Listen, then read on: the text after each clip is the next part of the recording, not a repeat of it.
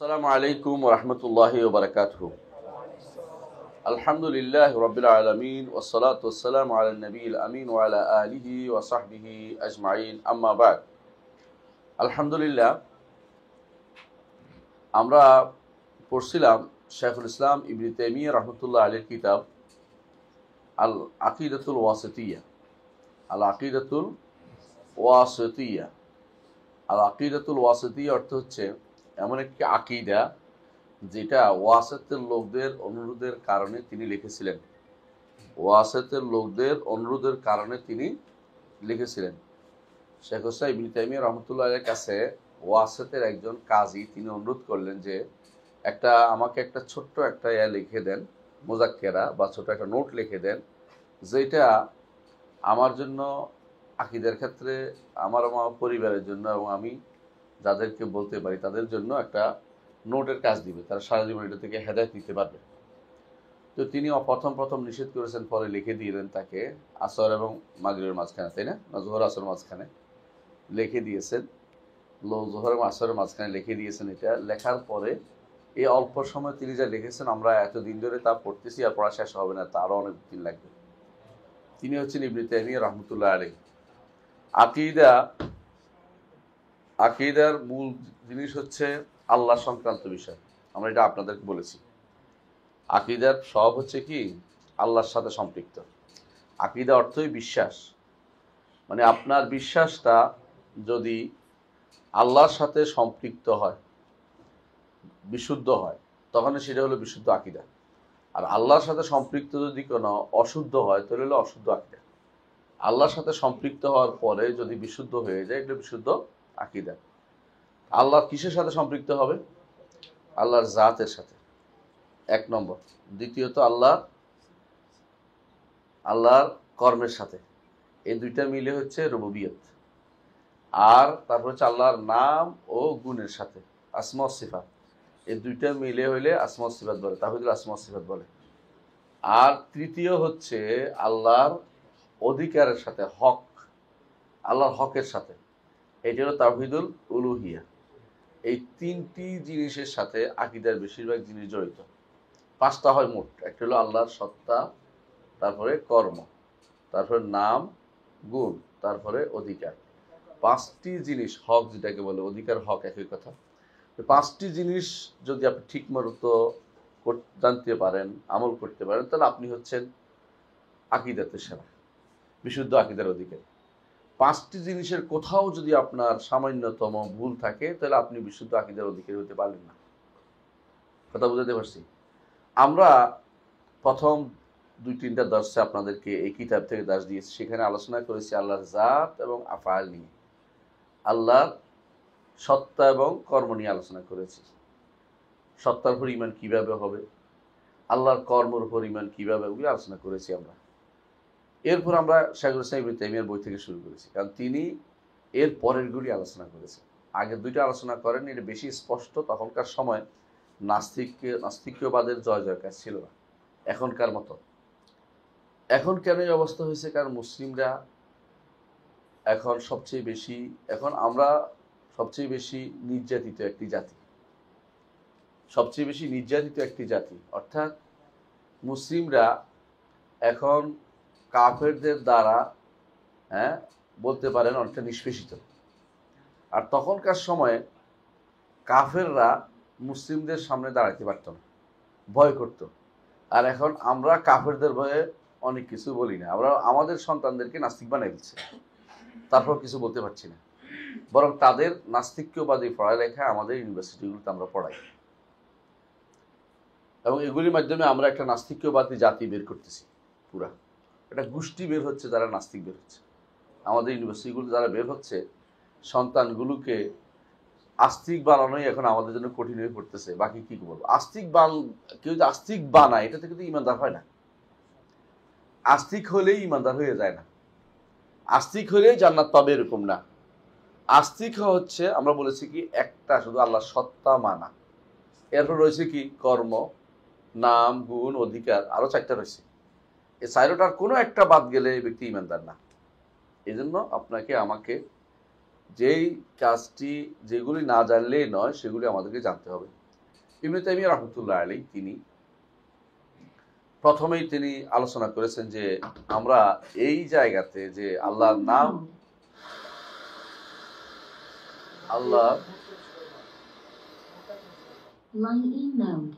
আল্লাহর নাম ও গুণের জায়গাতে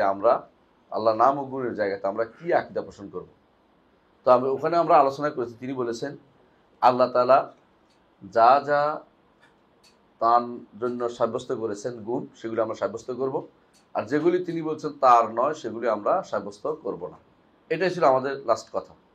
দলিল হিসাবে আমরা নিয়ে এসেছিলাম, দলিল হিসাবে উনি নিয়ে আসছেন, প্রথম দলিল নিয়ে আসছেন কুল হুয়াল্লাহু আহাদ, অর্থাৎ কোনটা? সূরাতুল ইখলাস। এবং তিনি বলেছেন যে সূরাতুল ইখলাস এটা হচ্ছে যে সুলুসুল কোরআন, কোরআনের 3 ভাগের 1 অংশ। কেন 3 ভাগের 1 অংশ? কোরআন কারিমে তাওহীদের কথা আসছে, কাসাস আসছে, কাহিনী আসছে, আর একটা হলো আহকাম আসছে, আহকাম আসছে। এই 3টার মধ্যে সূরাতুল ইখলাসের মধ্যে শুধু কি আছে? সূরাতুল ইখলাসের মধ্যে শুধু তাওহীদ আসছে, কিসসা কাহিনী আসে নাই, আর এর মধ্যে আহকামও আসে নাই, অর্থাৎ সালাত, যাকাত, সাওম, হজ এগুলি আসে নাই। তাহলে শুধু তাওহীদ থাকার কারণে সুলুসুল কোরআন হয়েছে। এই জন্য সুলুসুল কোরআনের মানে এই সূরার গুরুত্ব অনেক বেশি। এটার মধ্যে আল্লাহর পরিচয় তুলে ধরা হয়েছে, আমরা এটাও আলোচনা করেছি। এটার মধ্যে আল্লাহর পরিচয় বলেছি কি কুল হুয়াল্লাহু আহাদ। তাহলে আল্লাহ তার একটি নাম, আহাদ তার একটি নাম ও গুণ। আল্লাহ শব্দটি নাম ও গুণ। নাম কারণ আল্লাহ হচ্ছে যুল মাবুদিয়া আলা খালকিহি আজমাইন, যিনি তার সমস্ত সৃষ্টির ইবাদত পাওয়ার মতো যোগ্য সত্তা, যিনি হচ্ছেন আল্লাহ। এটা ইবনে জারীর তাবারী রাহমাতুল্লাহ আলাইহির ব্যাখ্যা। আহাদ তিনি একক সত্তা। আল্লাহ ছাড়া কারো জন্য পজিটিভলি আহাদ শব্দ ব্যবহার হয় না আরবি ভাষাতে। আহাদ যখন বলা হয় একমাত্র আল্লাহকে বোঝায়, বুঝে আসছে তো। এই জন্য কিন্তু যদি নেগেটিভলি বলা হয়, যেমন ঘরে কেউ নাই, তো বলছে লা আহাদ ফিল বাইত, ঘরে কেউ নাই বলতে হবে লা আহাদ ফিল বাইত বলা যায়, ঘরে কেউ নাই। কিন্তু ঘরে একজন আছে, এটার জন্য আহাদুন ফিল বাইত বলে না, বলে যে ওয়াহিদুন রাজুলুন ওয়াহিদুন ফিল বাইত, অথবা রাজুলুন ফিল বাইত, অথবা হুনাকা ওয়াহিদুন ফিল বাইত, কিন্তু আহাদুন বলে না। বুঝে আসছে কথাটা? মাফি আহাদ, ঘরে কি কেউ নাই, তখন আহাদ ব্যবহৃত, কিন্তু পজিটিভলি একমাত্র আল্লাহর জন্যই ব্যবহৃত হয়। এই জন্য আহাদ বললে আল্লাহকে বোঝায়। বেলাল রাদিয়াল্লাহু আনহুকে যখন মরুভূমির বালুতে টানা হতো, তখন তিনি কি বলতেন? আহাদ আহাদ, অর্থাৎ একমাত্র আল্লাহকেই তিনি মানেন, আর দুনিয়ার কোনো মাবুদের তিনি ইবাদত করবেন না, একমাত্র আল্লাহর ইবাদত করবেন, তিনি ঘোষণা দিতেন আহাদ আহাদ। সেই জন্য আহাদ, কুল হুয়াল্লাহু আহাদ। তাহলে আমরা কি পাইলাম? আল্লাহর নাম পাইলাম, গুণ পাইলাম, তাই না? আল্লাহুস সামাদ, আবার পাইলাম আল্লাহ আস-সামাদ। সামাদ হচ্ছে যার কর্তৃত্ব নেতৃত্ব অপ্রতিরুদ্ধ, যার কর্তৃত্ব নেতৃত্ব অপ্রতিরুদ্ধ, সবাই যার মুখাপেক্ষী, তিনি কারো মুখাপেক্ষী নন, তিনি হচ্ছেন সামাদ। এই জন্য সামাদ একটি শব্দ, পরবর্তী শব্দগুলির ব্যাখ্যা। পরবর্তী কি আসছে? লাম ইয়ালিদ ওয়ালাম ইউলাদ ওয়ালাম ইয়াকুল লাহু কুফুয়ান আহাদ। এগুলি, এই যে এতগুলি কথা বলছে, লাম ইয়ালিদ ওয়ালাম ইউলাদ ওয়ালাম ইয়াকুল লাহু, তিনটি, এই তিনটির ব্যাখ্যা হচ্ছে সামাদ। সামাদের ব্যাখ্যা এই তিনটি জিনিস। তাহলে সামাদ হচ্ছে যিনি কারো প্রতি মুখাপেক্ষী নন, সবাই তার মুখাপেক্ষী। বুঝছেন তো? লাম ইয়ালিদ ওয়ালাম ইউলাদ, জন্ম নেননি, জন্ম দেননি, এই দুইটা হইলেই কারো মুখাপেক্ষী হইতেন। কারো বুঝেন এটা? পিতা পুত্রের মুখাপেক্ষী, তাই না? পুত্র পিতার মুখাপেক্ষী, যেহেতু জন্ম দেননি নেননি, তিনি কারো মুখাপেক্ষী না। আর যদি ওয়ালাম ইয়াকুল লাহু কুফুয়ান আহাদ সমপর্যায়ের হইতো, তাহলে মুখাপেক্ষিতা আসতো, তিনি সবার থেকে উপরে, সর্বদিক থেকে উপরে, সুতরাং তিনি সমাদ, আল্লাহুস সামাদ। এই জন্য আল্লাহর পরিচয়ের ক্ষেত্রে সবসময় বলবেন হুয়া সামাদ, হুয়াল্লাহু আহাদ, হুয়াল্লাহুস সামাদ। যদি আল্লাহর জাতের পরিচয় দিতে হয় যে আল্লাহ তাআলা তিনি এক এবং তিনি সমাদ, অমুখাপেক্ষী, এই দুইটা দিলে আপনি আল্লাহ তাআলার পরিচয় দিতে পারলেন। যেহেতু অমুখাপেক্ষী, সেহেতু বলতে হবে তিনি সৃষ্টির ভিতরে নন। সৃষ্টির ভিতরে হলে সৃষ্টির জন্য মুখাপেক্ষী। এখন বলবো কি তিনি সৃষ্টির বাইরে, সৃষ্টির বাইরে অর্থাৎ সৃষ্টির ভিতরের সাথে তার সংশ্লিষ্টতা, জাতের সংশ্লিষ্টতা নেই। তিনি সৃষ্টির ভিতর, সৃষ্টি পুরোটাই নিয়ন্ত্রণ করেন, তবে তিনি সৃষ্টির বাইরে, সৃষ্টির বাইরে, সৃষ্টির উপরে। সমস্ত সৃষ্টির নিচে, স্রষ্টা উপরে, স্রষ্টা উপরে। এটা আল্লাহ কোরআনে কারীম বলছে। একটু পরে আমরা এটা দলিল পাবো ইনশাআল্লাহ, একটু অপেক্ষা করছি। তো আল্লাহুস সামাদ, লাম ইয়ালিদ ওয়া লাম ইউলাদ ওয়া লাম ইয়াকুল লাহু কুফুয়ান আহাদ, এই যে আয়াত হাদিসটা এটা উল্লেখ করলেন তিনি, ইবনে তাইমিয়া রাহমাতুল্লাহ আলাইহি সূরাটা নিয়ে আসলেন। তিনি বুঝাতে চাইলেন যে এটা হচ্ছে আল্লাহর নাম ও গুণ বর্ণনা করা হয়েছে এই সূরাতে, এই জন্য এটার মর্যাদাও বেশি। এবং এটার বলা হয় আযম আয়াতিন ফি কিতাবিল্লাহ, আযম সূরাতুন ফি কিতাবিল্লাহ, আল্লাহর কিতাবে বড় সূরা। কি হিসেবে বড়? মর্যাদা তাওহীদের দিক থেকে এটা বড়, এই হিসেবে, আর কোনো কারণ না। এমনি সাধারণত সূরা ফাতিহাকে আজিম বলা হয়, সূরা ফাতিহা আজিম, কোনো সন্দেহ নেই। আর এটা হচ্ছে আল্লাহর শ্রেষ্ঠত্ব মর্যাদা বর্ণনার ক্ষেত্রে এটা সবচেয়ে বড়। নাহলে এটা সূরা ফাতিহার মতো এত ব্যাপক জিনিসটার ভিতরে নাই। এটা শুধু আল্লাহ সংক্রান্ত বিষয়ে এটা শ্রেষ্ঠ বর্ণনা। এরপর তিনি বলেছেন যে ওমা ওয়াসাফা বিনাফসাহু ফি আযমি আয়াতিন ফি কিতাবিল্লাহ। আজকে আমাদের পাঠক আসে নাই যেহেতু, আজকে আমরা এখান থেকে পড়বো ইনশাআল্লাহ। এরপরে ওমা আযমা বিনাফসা, ওমা ওয়াসাফা বিনাফসা, আল্লাহ তাআলা তার নিজের নাম ও গুণ বর্ণনা করেছেন কোথায়? সূরা ইখলাসে। তারপর তিনি বলছেন যে আর তিনি তার নিজের গুণ বর্ণনা করেছেন আল্লাহর কিতাবের সবচেয়ে বড় আয়াতে। আল্লাহর কিতাবের সবচেয়ে বড় আয়াত কোনটা? আয়াতুল কুরসি। আয়াতুল কুরসি বড় হইল কেন? কেন আয়াতুল কুরসি বড়? রাসূলুল্লাহ সাল্লাল্লাহু আলাইহি ওয়াসাল্লাম এটাকে বড় বলেছেন, আমরা বানাইনি। কোথায় বড় বলেছেন? একদিন উবাই ইবনে কাব রাদিয়াল্লাহু আনহু, তার কুনিয়ত ছিল আবুল মুনদির, আবুল মুনদির। তো তিনি একদিন মসজিদে ছিলেন, রাসূলুল্লাহ সাল্লাল্লাহু আলাইহি ওয়াসাল্লাম বললেন যে আইয়ু আয়াতিন ফি কিতাবিল্লাহ আযম, উবাই তুমি কি জানো আল্লাহর কিতাবের মধ্যে সবচেয়ে বড় আয়াত কোনটি? তো তিনি বললেন যে আল্লাহু লা ইলাহা ইল্লাল হাইয়ুল কাইয়্যুম।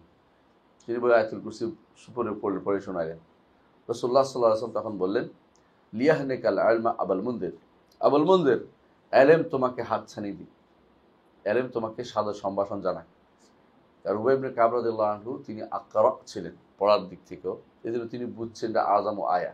কেন আযামু আয়া হবেন? কারণ হচ্ছে পুরোটাই আল্লাহর পরিচয়, পুরোটাই আল্লাহর পরিচয়। আর সাহাবায়ে কেরাম আল্লাহর পরিচয়, এটা তাদের কাছে আনন্দের বিষয় হতো। এখন দুর্ভাগ্যবশত অনেক মানুষ আছে আল্লাহর পরিচয় দিতে গেলে কিন্তু পালিয়ে বেড়ায়, অর্থ করতে চায় না, অপব্যাখ্যা করে। এগুলি থাক, অন্য কিছু বলি। এক একজন মাসআলাতে গোলা, বুঝছেন তো, মাসআলা অনেক মুখস্থ করে রেখে দিছে, তাদের কাছে বড় বড় ধানের গোলার মতো মাসআলার গোলা আছে। কিন্তু তাদের কাছে যদি কোনো আপনি কোরআন আয়াত এবং হাদিস জিজ্ঞাসা করেন, কোনো একটা বিশ্বাস সম্পর্কে, হ্যাঁ, কোনো একটা বিশ্বাস সম্পর্কে, আল্লাহ সম্পর্কে কি জিজ্ঞাসা করেন, বলতে পারবে না। বরং অনেক বেদুইন, মানে সাধারণ মানুষ আমাদের, এরা যে বিশুদ্ধ আকীদা জানে, অনেক আলেমও আমাদের দেশে সে আকীদা জানে না। আমি এক বেদুইনকে দেখেছি, যিনি বাঁকা হয়ে সালাম দিচ্ছে দেখে সঙ্গে সঙ্গে ধরে বলছে তুমি বাঁকা হয়ে সালাম দিচ্ছ কেন আমাকে? সোজা হও, মাথা সোজা রাখো।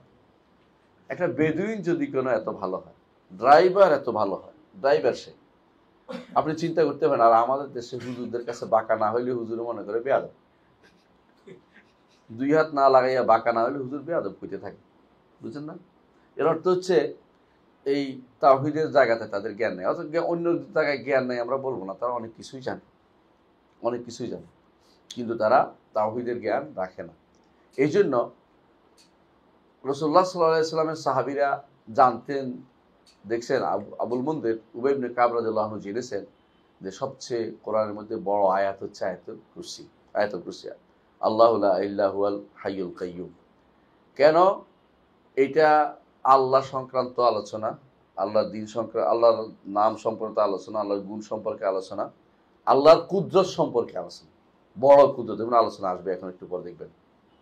এই জন্য এটার মধ্যে ঈমানের কথা আছে, কোরআনের কথা আসছে, এটার মধ্যে আল্লাহর বাণীর কথা আসছে, আল্লাহর ইলমের কথা আসছে, এটার মধ্যে দেখবেন যে আল্লাহর অনেক অনেক আল্লাহর মর্যাদার কথা আসছে, আল্লাহর মর্যাদার কথা আসছে, এবং ঈমানের অনেকগুলো শোবা, অনেকগুলো অংশের কথা এখানে উল্লেখ করা হয়েছে। তো আমরা যখন পড়েই বুঝতে পারবেন যে এই সূরাটাকে ইবনে তাইমিয়া কেন এখতিয়ার করলেন, আলোচনা এই আয়াতটাকে কেন এখতিয়ার করলেন, পছন্দ করলেন যে এইটা হচ্ছে আল্লাহর গুণের একটি একটি আয়াত, আল্লাহর গুণ এবং নাম এবং গুণ বর্ণনার একটি আয়াত। প্রথমে আসি, বলছে কি আল্লাহু লা ইলাহা ইল্লাহু আল হাইয়ুল কাইয়্যুম। আমরা যখন প্রতি সালাতের পরে এই সূরাটি পড়ি, সাধারণত পড়ি না, এবং রাতের শোয়ার আগেও পড়ি, এমনকি ভয় পাইলেও আয়াতুল কুরসি পড়ি, এমনকি কাউকে ফু দিতে হইলেও আয়াতুল কুরসি দিয়ে ফু দেই। কেন এত গুরুত্বপূর্ণ, কেন এটা এটা তো একটু বুঝলে, অর্থ বুঝে দেখবেন যে কত গুরুত্বপূর্ণ। আমার তাফসিরের মধ্যে এই বিষয়ে একটু বিস্তারিত আলোচনা করেছি, আপনারা পড়ে দেখবেন ইনশাআল্লাহ। তবে এখানে একটু একটু আলোচনা করব, যাতে এই শুধু আমাদের ইবনে তাইমিয়া রাহমাতুল্লাহ যে কারণে এনেছেন এটা যেন আমরা বুঝাতে পারি যে এটা হচ্ছে কি সিফাত, আল্লাহর নাম গুণ এবং আল্লাহর বড়ত্ব প্রকাশের জন্য এটা বিশাল একটি আয়াত। বলছেন, প্রথমে বলছেন কি আল্লাহ লা ইলাহা ইল্লা হুয়াল হাইয়ুল কাইয়্যুম। আল্লাহ তিনি কে? তিনি ব্যতীত সত্য কোনো ইলাহ নেই, তিনি হাই, তিনি কাইয়্যুম। নিজের আল্লাহর পরিচয় আল্লাহ নিজে তুলে ধরেছেন, যেমনি ভাবে কুল আল্লাহু আহাদ আল্লাহু সামাদ, সেখানে আল্লাহর পরিচয় আল্লাহ তুলে ধরেছেন। কোরআন কারীমে যেখানেই আল্লাহুল্লাযী লা ইলাহা ইল্লা হু এভাবে যত জায়গায় আছে, কোরআন কারীমে দেখবেন যে আল্লাহর পরিচয় যত জায়গায় আছে তখনই বুঝবেন যে এটা পরিচয় তুলে ধরেছেন। যেমন সূরা সাজদার মধ্যে বলছে আল্লাহুল্লাযী খালাকাস সামাওয়াতি ওয়াল আরদা ওয়া বাইনাহুমা ফি সিত্তাতি আইয়ামিন সুম্মা ইসতাওয়া আলাল আরশ মা লাকুম মিন দুনিহি মিন ওয়ালিয়্যিন ওয়ালা শাফিঈন আফালা তাতাযাক্কারুন। দেখছেন তো, কোরআন কারীমে যেন আল্লাহর নিজের পরিচয় অনেক জায়গায় তুলে ধরেছেন। আপনি যদি চান যে আল্লাহর পরিচয় জানবেন, কোরআন কারীম পড়বেন, জায়গায় জায়গায় আল্লাহ নিজের পরিচয় তুলে ধরেছেন। এর মধ্যে প্রথম এখানে দেখছেন, এখানে যেভাবে তুলে ধরেছেন এত বড় করে আর কোথাও তুলে ধরেন না। এখানে প্রতি আল্লাহর গুণ বর্ণনা করা, একটার পর একটা গুণ বর্ণনা করা হচ্ছে। প্রথমেই তো এটা আল্লাহ নামটি আসছে না? আচ্ছা, লা ইলাহা, কোনো ইলাহ নেই। ইলাহ উলুহিয়া আল্লাহর গুণ, মাবুদ হওয়া আল্লাহর গুণ, উপাস্য হওয়া আল্লাহর গুণ। তাহলে আল্লাহ ব্যতীত আর কোনো উপাস্য নাই, অর্থ হলো এখানেও কি আল্লাহর গুণ বর্ণনা করা হয়েছে। তাহলে একটা নাম পাইলাম, একটা গুণ পাইলাম। আল হুয়া আল হাইয়ুল কাইয়্যুম, হাই একটা নাম, হায়াত একটা গুণ, কাইয়্যুম একটা নাম, কাইয়্যুমিয়া একটা গুণ। কয়টা হইল? চারটা আমরা অটোমেটিক পেয়ে গেছি। দেখছেন কিভাবে প্রত্যেকটা শব্দ শব্দে দেখতে পাচ্ছি যে আল্লাহ তাআলা তার পরিচয় তুলে ধরেছেন, আল্লাহ তাআলা তার পরিচয় তুলে ধরেছেন। এখন কোরআনে কারীমে এই যে আল্লাহ, যেখানে আল্লাহ আছে এবং আল হাই আছে, আল কাইয়্যুম আছে, আলেমরা যুগ যুগ ধরে বলেছেন এই তিনটি জিনিস একাত্র হলে এটাকে বলে ইসমে আজম।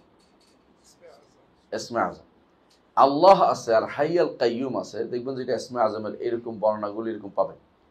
ওই যে এক সাহাবী তিনি বলছে আল্লাহ আমি ডাকছি বান্নাকা আনতাল হাইয়ুল কাইয়্যুম, এর আছে না যে আল্লাহ আমি আপনাকে ডাকছি কারণ আপনি হচ্ছেন চিরঞ্জীব, আপনি হচ্ছেন এই যে ডাকের কারণে রাসূলুল্লাহ সাল্লাল্লাহু আলাইহি ওয়াসাল্লাম বললেন যে সে আল্লাহর বড় নাম দিয়ে আল্লাহকে ডেকেছে, বড় নাম দিয়ে। আসলে বড় নামটা হচ্ছে আল্লাহ, আর এর সাথে যদি হাই এবং কাইয়্যুম হয়, মনে করতে পারেন যে আপনি সমস্ত গুণের সমস্ত মর্যাদা যেন আল্লাহকে আপনি দিয়েছেন। কারণ চিরস্থায়ী হায়াত, আর শুধু হায়াত হলো তিনি জীবিত, আর জীবনটা হচ্ছে সমস্ত গুণের মূল। ধরেন একজন মানুষের চোখ আছে, মুখ আছে, সব আছে, কিন্তু মরা, কেউ গুণ তারে বলে না, আপনি বুঝছেন তো? সমস্ত হায়াত গুণটা হচ্ছে সমস্ত গুণের মূল। এই জন্য প্রথমে হাই নিয়ে আসছে। এখন আপনি বলতে পারেন যে তিনি জীবিত থাকলে কিছু আমার তো কোনো কাজে লাগতেছে না, এটা না, আপনার কাজে লাগবে। এই জন্য বলছে আল কাইয়্যুম, তিনি নিজে, কায়েম অর্থ কি? নিজে প্রতিষ্ঠিত, অন্য সবগুলিকে প্রতিষ্ঠিত রাখেন। ইন্নাল্লাহ ইউমসিকুস সামাওয়াতি ওয়াল আরদা আন তাজুলা, আসমান জমিনকে যিনি প্রতিষ্ঠিত রাখেন তিনি হচ্ছেন আল্লাহ। আসমান জমিনকে তিনি প্রতিষ্ঠিত রাখেন। ওয়ালা ইন যালাতা ইন আমসাকাহুমা আহাদুম মিন বা'দি, যদি তিনি আসমান জমিনকে জায়গা থেকে সরিয়ে দিতেন তোমাদের কেউ কি এটাকে ধরে রাখতে পারতে? আল্লাহ কোরআনে বলে দিয়েছে। এর অর্থ হচ্ছে এখন দেখেন না, সামান্যতম যদি কোনো, এখন বলতেছে যে সত্য মিথ্যা আল্লাহ জানে, ওরা বলতেছে যে সূর্য গ্রহ একটু চ্যুত হইতে পারে, এই হইতে পারে, এই ভয়ে এক একজন মরে যাচ্ছে। কখনো কখনো কেউ কেউ বলে যে একটা ছোট কিছু কি টুকরার মতো একটা এসে, হ্যাঁ, উল্কা এসে পড়বে পৃথিবীর উপরে, এই ভয়ে অনেকে খাওয়া দাওয়া বন্ধ করে বসে রয়েছে। আমরা এত অসুবিধা পড়ি না, আমরা বলি যে যেদিন আসবে সেদিন দেখা যাবে, কিন্তু কথা হলো আসবে। এটা তো সত্য কথা যে একটা সবকিছু কিন্তু একটা তাদের একটা কক্ষের মধ্যে আল্লাহ তাআলা তাদের এইভাবে রেখেছেন, যেভাবে থাকার কক্ষপথের মধ্যে আছে। তো এই যে আল্লাহ তাআলা এটাকে যথাযথ বা কাইয়ুম যেটাকে রাখছেন, আপনি আশ্চর্য হবেন। সবাই বলে এটা, সূর্য যদি কাছে আসতো তাহলে পৃথিবী কি হইতো? পুড়ে যেত। দূরে গেলে পৃথিবী ঠান্ডা হয়ে বরফ হয়ে যেত। এই যে জমিনকে তিনি আমাদের জন্য ব্যবস্থা করেছেন, ওয়াল আরদা বা'দা যালিকা দাহাহা আখরাজা মিনহা মাআহা ওয়া মারআহা ওয়াল জিবালা আরসাহা মাতাআন লাকুম ওয়া লিআনআমিকুম। এর থেকে পানি বের করেছেন, এর থেকে ব্যবহার উপযোগী করেছেন, সমান করে দিয়েছেন যতটুকু দরকার মানুষের চলাচলের জন্য। অন্য যতগুলির কথাই মানুষ বলছে অমুকখানে গেছে অমুকখানে গেছে, ঠিকই দেখবেন যে ওখানে বেশি দিন নাই, ওখান থেকে পালাই আসতে হবে। কারণ ওখানে পানির অভাব, অক্সিজেনের অভাব, ঠিকমতো জমিনের অভাব, উদ্ভিদের অভাব, বাড়িঘর করতে পারতেছে না, কিছুই পাওয়া যায় না। জমিনের মধ্যে আল্লাহ সব রকমের খায়রাত ও বারাকাত দিয়েছেন। ও বারাকা ফিহা, আল্লাহ বলছেন আকওয়াতাহা ফি আরবাআতি আইয়াম, 4 দিনে আল্লাহর এর মধ্যে এমন রিজিকের ব্যবস্থা করেছেন, মানুষ সারাদিন রিজিক খুঁজে কিছু না কিছু রিজিক খুঁজে পাবে এর ভিতরে, এমন ব্যবস্থাপনা আল্লাহ করে দিয়েছেন। এইটা হলো এই জমিনের মধ্যে আল্লাহ এইভাবে দিয়েছেন। অন্য কোথাও যেগুলিকে তারা খুঁজে বেড়াচ্ছে এগুলির মধ্যে এগুলি কিছু পাওয়া যাচ্ছে না। এই জন্য তারা এখান থেকে বাক্স নিয়ে নিয়ে যায় যে এখানে অক্সিজেনের অভাব, কেউ বলে অমুক সমস্যার অভাব, ওখানে অমুকটার অভাব, কিন্তু এইখানে আল্লাহ তাআলা সব রকমের ব্যবস্থাপনা করে দিয়েছেন। তো এই যে আল্লাহ তাআলা তিনি এটা করেছেন, এটা কি জন্য করেছেন? কাইয়ুম তিনি। কেন তিনি কাইয়ুম? কাইয়ুম অর্থ তিনি স্বপ্রতিষ্ঠিত এবং অন্য সবগুলিকে তিনি প্রতিষ্ঠিত রাখেন। আল্লাহ ছাড়া কেউগুলি প্রতিষ্ঠিত করার কোনো ক্ষমতা রাখে না। আল্লাহ তাআলা কোরআনে কারীম বলেছেন যে এই যে এই পাখিগুলোকে সফাতিন ও ইয়াকবিদনা, এরা কি করে দেখবেন যে এমনি কতক্ষণ ছড়িয়ে থাকে 2 হাত, এরপরে কি কতক্ষণ আবার কতক্ষণ পর্যন্ত একদম মুখ বন্ধ করে রাখে, পুরা পড়ে না। মা ইউমসিকুহুন্না ইল্লার রহমান, রহমান ব্যতীত কেউ এদেরকে ধরে রাখতে পারে না। কেউ, রহমান এদেরকে ঠিক না পড়া থেকে ধরে রাখছে। অর্থাৎ এত বুদ্ধি তাদেরকে দিয়েছেন, এত ব্যবস্থাপনা তাদের, তারা কখন হাত বাড়াতে হবে, কখন ডানা বিছাইতে হবে, এটাও তাদেরকে আল্লাহ জ্ঞান দিয়েছেন। তো আল্লাহ তাআলাই তাদেরকে এই শূন্যের মধ্যে উড়ার ব্যবস্থাপনা করে দিয়েছেন আল্লাহ তাআলা। এই জন্য তিনি কাইয়ুম। কাইয়ুমের মধ্যে 2টা নাম যেমন পাইলাম, তেমনি কি পাইলাম? কাইয়ুমিয়া, গুণ। আমরা আপনাদেরকে বলেছি বোধহয় যে আল্লাহ তাআলার গুণগুলি 3 ভাবে পাওয়া যায়, মনে আছে কিনা? একটা হচ্ছে নাম থেকে পাওয়া যায়, নাম থেকে গুণ পাওয়া যায়। আরেকটা হচ্ছে গুণ পাওয়া যায় সরাসরি, গুণ আসছে, সরাসরি গুণ আসছে, যেমন আমরা একটু পরে শুনবো, যেমন অনেকগুলো গুণ সরাসরি আসছে। আবার সরাসরি গুণ আসে না, কিন্তু আল্লাহর কর্ম আসছে, কর্ম থেকে গুণ বোঝা যাচ্ছে। এই 3টাই আপনি এই সূরার মধ্যে আপনি পাবেন। যেমন ইলাহ শব্দটি আসছে না এখানে, ইলাহ শব্দটি গুণ হিসেবে আসছে, তাহলে গুণ হিসেবে আসছে, বুঝছেন তো? সামনে আসতেছে আরো লা তাখুযুহু সিনাতুম ওয়ালা নাওম, তাহলে আমরা এতগুলো 4টা 5টা পাইলাম তো গুণ, তাই না? এরপরে দেখেন লা তাখুযুহু সিনাতুম ওয়ালা নাওম, সিনা অর্থ কি? তন্দ্রা পায় না, নাওম অর্থ ঘুম পায় না। এই যে একটা নীতি হচ্ছে আল্লাহ তাআলার গুণের ব্যাপারে নেগেটিভ গুণ উল্লেখ করা একটা বড় নীতি হচ্ছে এটা। শুধু শুধু নেগেটিভ গুণ বর্ণনা করা যাবে না, শুধু শুধু নেগেটিভ গুণ বর্ণনা করা যাবে না। নেগেটিভ গুণ বর্ণনার 3টা কারণ থাকতে পারে। নেগেটিভ গুণ বুঝেন কিনা? আপনি যদি বলেন যে যে আমাদের এমপি সাহেব তিনি চোর নন, তিনি ডাকাত নন, তিনি অপকর্মকারী নন, তো ওইটা কি তার সম্মান হলো? না, সম্মান হলো। বুঝলেন না কথাটা? আপনি সবসময় বললেন তিনি অত্যন্ত ভালো মানুষ, তিনি মানুষকে দান করেন, মানে পজিটিভ পজিটিভ কথা বলতেন। আল্লাহর জন্য, তার জন্য সম্মান মর্যাদা বৃদ্ধি পায় যখন আপনি পজিটিভগুলি বলবেন। নেগেটিভ 3 কারণে বলা হয়, 3 কারণে বলা। যখন নেগেটিভ বলা হয় এর বিপরীতে সাথে সাথে পজিটিভ গুণগুলি আসছে। যেমন সমাদ আসার কারণে লাম ইয়ালিদ ওয়া লাম ইউলাদ ওয়া লাম ইয়াকুল লাহু কুফুয়ান আহাদ বলছে যে সমাদ এই জন্য যে এগুলির প্রতি তোমরা যেগুলি বলতেছো যে তার বাচ্চা আছে, নাউজুবিল্লাহ, কে ডেকে যিশু, খ্রিস্টানরা বলে। তোমরা কেউ কেউ বলতেছো তার স্ত্রী আছে, যেমন আরবের মুশরিকরা বলতো নাউজুবিল্লাহ।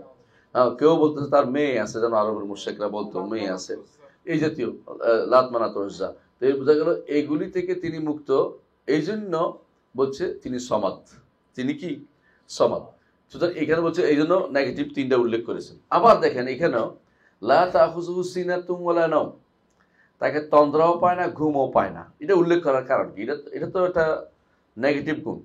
তন্দ্রা না পাওয়া, ঘুম না পাওয়া আমাদের জন্য কি নেগেটিভ না?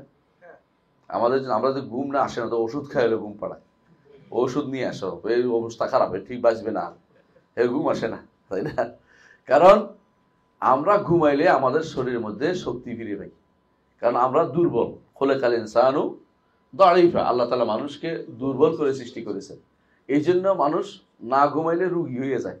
আল্লাহর জন্য তো তিনি তো আল্লাহু আকবার কাদের মুতলাক, তিনি কওয়ি, তিনি সর্বসত্তার ধারক, তিনি ধারক, মানে সর্বসত্তাকে তিনি পড়ে যাওয়ার থেকে বাঁচাচ্ছেন, ধ্বংস হওয়ার থেকে বাঁচাচ্ছেন। তিনি কাইয়ুম, তিনি হাই, এই জন্য তার তন্দ্রাও আসে না, ঘুমও আসে না।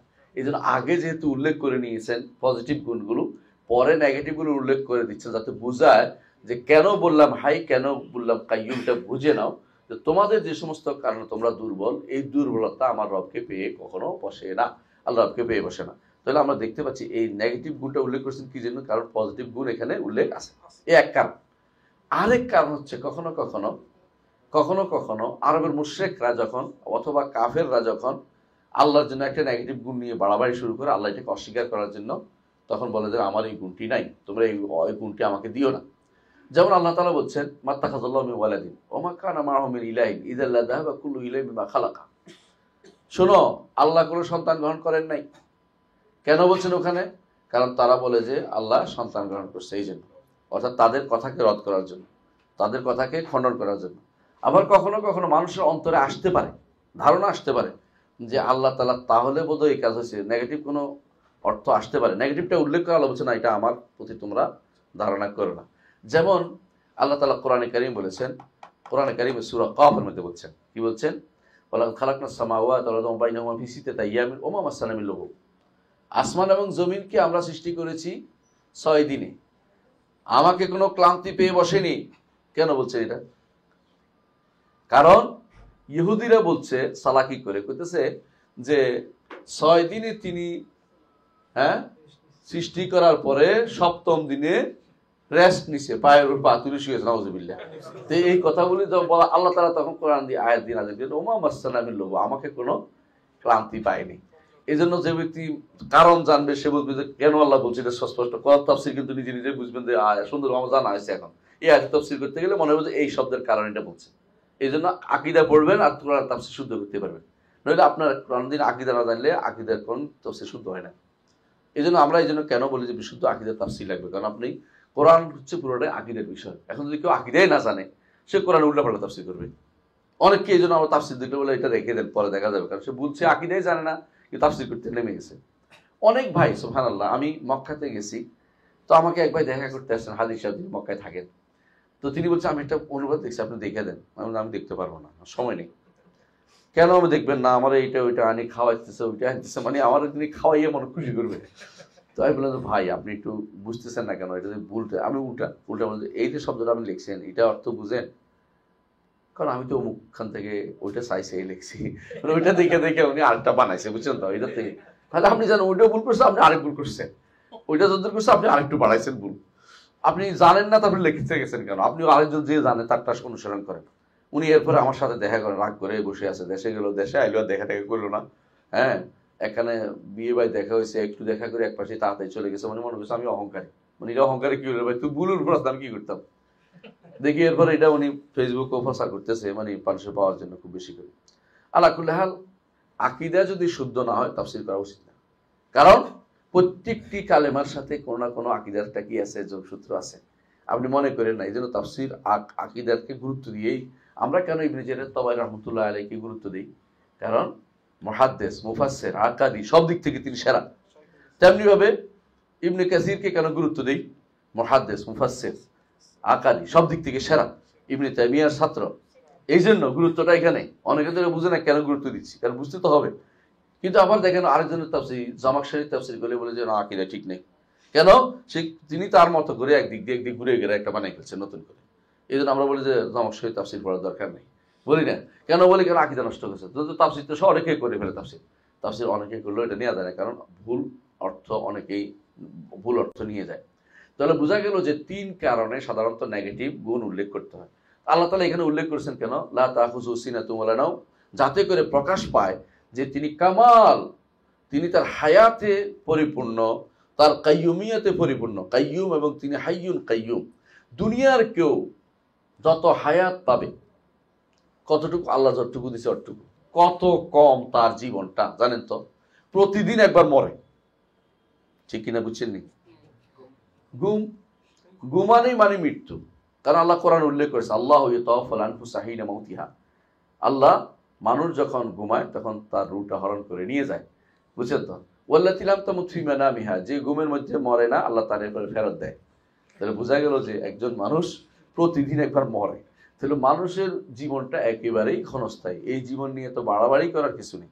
আর তিনি হাই, তিনি চিরঞ্জীব, তিনি হচ্ছেন আল্লাহ রাব্বুল আলামিন। এই জন্য তার এটাকে পরিচয় তুলে দেওয়ার জন্য লা তাখুযু সিনাতুম ওয়ালা নাওম, সাবধান, তোমরা মনে করিও না যে তোমাদের জীবনের মতো জীবনটা মনে করার কোনো কারণ নাই, কারণ তোমাদের জীবন হচ্ছে কিছুক্ষণ বাসি কিছুক্ষণ মরি, কিন্তু আল্লাহ তাআলার জীবন হচ্ছে তিনি চিরঞ্জীব, তিনি কখনো, তিনি তার তাওয়াক্কাল আল হাইয়্যিল লাযী লা ইয়ামুত, এমন সত্তা যিনি কখনো মারা যাবেন না। আল্লাহ নিজেই ঘোষণা করেছেন আল হাইয়্যিল লাযী লা ইয়ামুত, এমন এক সত্তা যিনি কখনো মারা যাবেন না। আচ্ছা, তারপর বলছেন কথা গেল আল হাইয়ুল কাইয়ুম, আল হাইয়ুল কাইয়ুম। এরপর বলছেন যে লাহু মা ফিস সামাওয়াতি ওয়া মা ফিল আরদ, লাহু মা ফিস, আল কাইয়ুমের কত হাই এবং কাইয়ুমের গুণ বর্ণনা করছে তো, তাই না? হায়াত এবং কাইয়ুমিয়া, তা বুঝছেন তো? লা তাখুযু সিনাতুম ওয়ালা নাওম, এখানে দুইটা গুণ, এই দুইটা গুণ নেগেটিভ দুইটা গুণ, এই দুইটা হলো নেগেটিভ দুইটা গুণ, যে তার তন্দ্রাও পায় না, তাকে কোনো তন্দ্রাও পায় না, তাকে ঘুমও তাকে পায় না। এই দুইটা হচ্ছে, এই দুটাকে বলা হয় সিফাত সালবিয়া, সিফাত সালবিয়া। আর আগে এতক্ষণ যেগুলি সাব্যস্ত, যেগুলিকে সিফাত, এগুলি বলা হয় সিফাত উজুদিয়া, বা সিফাত যেগুলি বলে মুজিবা বা পজিটিভ সিফাত বলে, এগুলিকে পজিটিভ সিফাত। হ্যাঁ, সিফাত ইজাবিয়া বলছে পজিটিভ সিফাত, আর এগুলো নেগেটিভ সিফাত উল্লেখ করেছে। দুই রকমের গুণই আল্লাহর জন্য আমরা আলোচনা করব। আল্লাহ যেগুলি বলছে, কিন্তু নেগেটিভ সিফাত বানাইতে বলতে পারবেন না, তেমনি ভাবে পজিটিভ সিফাতও বানাই বলতে পারবেন না। বানাই কোনো জিনিস সিফাত বানানো যাবে না, যেটা আসছে ওইটা বলতে হবে। কোথায় আসছে? 3 ভাবে আসে, আমরা বলছি নাম থেকে আসে, অথবা সরাসরি আসে, অথবা কোনো কর্ম থেকে আল্লাহর গুণ সাব্যস্ত হয়। 3টার একটা। লাহু মা ফিস সামাওয়াতি ওয়া মা ফিল আরদ, আসেন, লাহু অর্থ মালিকানা, তোর মিল্ক তার একটা গুণ, মালিকানা তার একটা গুণ, মালিক হওয়া তার একটা গুণ। তিনি সবকিছুর মালিক, পরিপূর্ণ মালিক। কে? আসমান এবং জমিনে যা কিছু আছে সবকিছুর মালিক কে? আল্লাহ। ইন্না নাহনু নারসুল আরদ ওয়া মান আলাইহা ওয়া ইলাইনা ইরজাউন, আমরা, আল্লাহ বলছে আমরা জমিনের সব কিছুর ওয়ারিশ হব, ওয়া ইলাইনা ইরজাউন, সবাই আমার কাছে ফিরে আসতে হবে। দুনিয়ার বুকে, হ্যাঁ, আজকে যে রাজা কালকে সে খাজা না প্রজা, কালকে সে পালা, যে হোক, এরকম রাজা প্রজার এই যে খেলা চলতেছে, এইটা হচ্ছে একেবারে যতজনই হোক, একটা সময় আসবে কেউ নেই, তখন জমিনের মালিক কে? আল্লাহ। এখনো তিনি মালিক, এখন এই মালিকানা দেখা যাচ্ছে না, মানে আমি বাহ্যিক দৃষ্টিতে আমিই মালিক, এই বাড়ির প্রকৃত মালিক, এই গাড়ির প্রকৃত মালিক, তাই না? অমুকটার প্রকৃত মালিক, আসলে প্রকৃত মালিক হচ্ছেন রব্বুল আলামিন। তেমনি ভাবে তিনি সবসময়ের জন্য মালিক, এখনো মালিক, পরেও তিনি মালিক। আল্লাহ নিজে বলছেন এটা, ইন্না নাহনু নারসুল আরদ ওয়া মান আলাইহা, সব আবার আমার কাছে, আল্লাহর কাছে, ইলাইনা ইরজাউন, আমাদের কাছে প্রত্যাবর্তন করতে হবে। সুতরাং লাহু মা ফিস সামাওয়াতি ওয়াল আরদ, এই যে মালিকানা, এটাও তার একটা কি গুণ, বুঝছেন তো? এটাও তার একটা গুণ, আসমান এবং জমিনের সবকিছুর মালিকানা তারই। মান যাল্লাযী ইয়াশফা'উ ইনদাহু ইল্লা বিইজনি, এমন কে আছে যে তার কাছে তার অনুমতিতে সুপারিশ করবে? এটা কেন বলছে বলেন তো? এটার সাথে মালিকানার কি সম্পর্ক? সম্পর্ক হচ্ছে এটা, সাধারণত আপনি যদি কোনো কিছুর মালিক হন, তো একটা সুপারিশকার অধিকার রাখেন না? অথবা যদি দুজনের অংশীদার হন, তবুও কিন্তু আপনারা কি করেন? আমার অংশীদার, আমি সুপারিশ করতেছি, আমার অংশ সুপারিশ করতে পারবো না, তুই আমার সুপারিশ নিবি না কেন? আমি তো আমার, হ্যাঁ, এই যে আমাদের হাসান ভাই, তিনি কেউ আমার ফ্যাক্টরির আমার একটা সুপারিশও নিবে না, এটা তো হইতে পারে না। হ্যাঁ, কিন্তু যেহেতু মালিকানা একমাত্র আল্লাহর মালিকানায় সেখানে কোনো সুপারিশ করার জন্য কি লাগবে? অনুমতি লাগবে। আপনি আরেকজনের বাড়ি যাই বলতে পারবেন যে এই তোমার বাড়ির এটা মুখে দিয়ে দাও, তোমার কি কাম এটাতে? কিন্তু ওই বাড়ির যদি আপনার সামান্য অংশ থাকে, বলবেন যে ওরা একটু দাও, তাহলে ফালাইতে পারবে না, কেউ যে এর তো অংশ আছে, দিয়ে দিই, অসুবিধা নেই। কিন্তু যেহেতু কোনো মালিকানা নেই, কোরআনে কারিম আল্লাহ তাআলা সূরা সাবাতে এটা উল্লেখ করেন। সূরা সাবা 22-23 নম্বর আয়াত, 22 এবং 23 নম্বর আয়াত, সূরা সাবা। কুল উদউল লাযিনা যাআমতুম মিন দুনিল্লাহ, কুল, হে নবী আপনি বলে দিন, উদউল লাযিনা যাআমতুম মিন দুনিল্লাহ, তাদেরকে ডাকো যাদেরকে তোমরা আল্লাহ ছাড়া কি মনে করো? তোমাদের উপাস্য মনে করো। লা ইয়ামলিকুনা মিসকালা যারাতিন ফিস সামাওয়াতি ওয়ালা ফিল আরদ, আসমান ও জমিনের রাই পরিমাণও তারা মালিক না। ওমা লাহুম ফীহিমা মিন শিরকিন, এই দুইটার মধ্যে কোনো শরীকানা অংশীদারও তাদের নাই। তাহলে মালিকও না, অংশীদারও না। তাহলে হইতে পারে কি? আমরা তো সাহায্য তো করছি, অংশীদার না হলে কি? তোমার কর্মকাণ্ডে আমি সাহায্য করি না, বুঝেন না কথাটা? ফ্যাক্টরির শ্রমিক এসে, বড় শ্রমিকটা এসে যদি কোনো বলে যে এহসান ভাই আপনি যে এত বড় ফয়সালা হয়েছেন, আমি কিন্তু অনেক সাহায্য করছি, মালিক না হইতে পারি, শরীক না হইতে পারি। এইটাও আল্লাহ বলছে লা ওমা লাহুম ফীহিমা মিন যাহির, এই আল্লাহ আসমান জমিন সৃষ্টি কোনো সাহায্যকারী লাগেনি। তাহলে তিনটে শেষ হয়ে গেছে, মানে আপনার কোনো কিছু পাওয়ার যোগ্যতা শেষ। এরপরে আবার কইতে পারেন যে একেবারে না পারলে কিছু তো সুপারিশ তো করতে পারি। আল্লাহ বলছে, এরপর আয়াতে বলতেছে যে ওমা লাহুম মিন যাহির ওয়ালা তানফাউ শাফাআতু ইনদাহু ইল্লা লিমান আযিনা লাহু, যে সুপারিশ করতে হলে অনুমতি পেতে সুপারিশ করার অধিকারের কারণে। ব্যাস, শিরকের একেবারে গোড়া কেটে দিয়েছে। এটা 4টা জিনিস, যে হয় তুমি মালিক হলে সুপারিশ করতে দাবি করতে পারতে যে আমার ইবাদত করো, তুমি অংশীদার হলেও দাবি করতে পারতে, সাহায্যকারী হলেও দাবি করতে পারতে, সুপারিশকারী হলেও দাবি করতে পারতে, একটাও নাই। তো তুমি কিসের ভিত্তিতে দুনিয়ার অন্য কারো ইবাদত করো? ইবাদতের মালিক একমাত্র রব্বুল আলামিন ছাড়া কেউ হইতে পারে না। এই জন্য লাহু মা ফিস সামাওয়াতি ওয়াল, আসমান জমিনের মালিকানা কার? আল্লাহ। আসমান জমিনের মাঝে যা আছে সবকিছু মালিকানা আমার রব্বুল আলামিনের। মান যাল্লাযী ইয়াশফাউ ইনদাহু ইল্লা বিইজনি, এমন কে আছে যে আল্লাহর কাছে সুপারিশ করবে তার অনুমতি ব্যতীত? সেদিন ইয়াউমা ইয়াতি লা তাকাল্লামু ইল্লা বিইজনিহি নাফসুন ইল্লা বিইজনিহি, সেদিন কোনো নফস আল্লাহর অনুমতিতে কথা বলবে না, কোনো নফস আল্লাহর অনুমতিতে কথা বলবে না। এই জন্য কোরআনে কারিমেও কোনো আয়াতে আল্লাহর সুপারিশ সাব্যস্ত করা হয়েছে, কোনো আয়াতে সুপারিশ একেবারে নো করা হয়েছে। যেখানে সাব্যস্ত করা হয়েছে এটা অর্থ হলো অনুমতি সহ, আর যেখানে নো করা হয়েছে অর্থ অনুমতি ব্যতীত। অনুমতি ব্যতীত কোনো সুপারিশ হবে না, আর অনুমতি যদি কোনো হয় তখন সুপারিশটা হবে। এটাকে এইভাবে বুঝতে হবে। এই জন্য আমরা আহলুস সুন্নাহ ওয়াল জামাতের আকীদার মূলনীতির মধ্যে একটা মূলনীতি হচ্ছে এটা, যে আমরা খণ্ডিত বক্তব্য দেই না, একই বিষয়ে আসা বিভিন্ন আয়াতকে একত্রিত করে, হাদিসকে একত্রিত করে একটা সিদ্ধান্তে বসি। হয়তো কেউ বলবো যে কোনো সেদিন কি বল লা শাফা, কোরআন কারীম বলছে তার জন্য কোনো সুপারিশ হবে না, তো সুপারিশ নেই। মুতাজিলারা অর্ধেক নিছে, কয় সুপারিশ নেই। বুঝছেন না কথাটা? সুপারিশ নেই। আর বেদাতীরা পাইছে কোথাও বলা হয়েছে তার জন্য শাফিঈ থাকবে, তো সুপারিশ থাকবে। আমরা বলি যে সুপারিশও থাকবে, সুপারিশ থাকবেও না, দুইটাই শুদ্ধ। কিভাবে? সুপারিশ থাকবে অনুমতি সাপেক্ষে, আর সুপারিশ থাকবে না অনুমতি নাই, সুপারিশ নেই, সন্তুষ্টি নাই, সুপারিশ নাই। দুই শর্তে শুধুমাত্র সুপারিশ করবে একজন মানুষ আরেকজনের জন্য যদি হাসরের দিন। দুইটা শর্ত, একটা হচ্ছে ঈমান থাকবে, ন্যূনতম সন্তুষ্টি থাকবে আল্লাহ তার উপরে, ঈমান যে যার জন্য সুপারিশ করবে এবং যে করবে উভয়ের উপরে ন্যূনতম কি থাকবে? সন্তুষ্টি থাকবে আল্লাহ। আর দ্বিতীয় থাকবে অনুমতি চাইতে হবে। অনুমতি না চাইয়া মুহাম্মদ রাসূলুল্লাহ সাল্লাল্লাহু আলাইহি ওয়াসাল্লাম একবারও সুপারিশ করবেন না। প্রতিবারেই, বুখারী পড়েন পাবেন, প্রতিবারেই রাসূলুল্লাহ সাল্লাল্লাহু আলাইহি ওয়াসাল্লাম আরশের নিচে যাবেন, প্রত্যেকটা বারে। এমনকি এমন বর্ণনা আমি আশ্চর্য হয়েছি, পড়তে এরপর আবার যা সিজদা পড়বে, এরপর আবার যা সিজদা পড়বেন, রাসূলুল্লাহ সাল্লাল্লাহু আলাইহি ওয়াসাল্লাম শুধু সিজদা করতে থাকবেন আল্লাহকে, এরপর আল্লাহ অনুমতি দিবেন, প্রতিবারে অনুমতি দিবেন। একবার না যে অনুমতি দিয়েছেন তিনি এরপর সুপারিশ করতে থাকবেন এরকম না। বোঝা গেল যতক্ষণ অনুমতি না হবে ততক্ষণ পর্যন্ত কোনো সুপারিশ হবে না, কোনো সুপারিশ হবে না। সুপারিশের এই জন্য এই ধারণাগুলি মানুষকে শিরকে নিবৃত্ত করে। বর্তমান সময়ে অনেকেই মনে করে পীর আমার কিছু করতে পারবে না, তবে সুপারিশটা করতে পারবে। হ্যাঁ, অনেকে মনে করে যে এই তো আমি ওনার কাছে শাহজালালের দরবারে গেছি, উনি তো কিছু করতে পারবেন, উনি আল্লাহর কাছে সুপারিশ করে দিবে। বুঝেন না কথাটা? এই যে সুপারিশ করবে এটা একটা মিথ্যা কথা, কারণ শাহজালাল আপনার কথা শুনতেছেন না, শাহজালাল আপনার ব্যাপারে কোনো অ্যালার্ট না। অ্যালার্ট না, তার কোনো কাজ নেই। তার যদি জান্নাতি হয়ে থাকেন জান্নাতের কাজ করতেছেন, জাহান্নামী হয়ে থাকলে বিপদে আছেন। আমরা বলিলে জাহান্নামী হয়েছে এটা বলতেছি না, বলতেছি মানুষ মাত্রেই জান্নাতি বা জাহান্নামী একটা না, তার মধ্যে বেদান্ত আছেই। আর কোনটার ভিতরে আছে আমরা জানি না, কারণ একমাত্র সাহাবায়ে কেরাম ছাড়া কারোর জন্য, পরবর্তী কারোর জন্য জান্নাতি জাহান্নামী বলা সার্টিফিকেট দেওয়ার সুযোগ আমাদের নাই।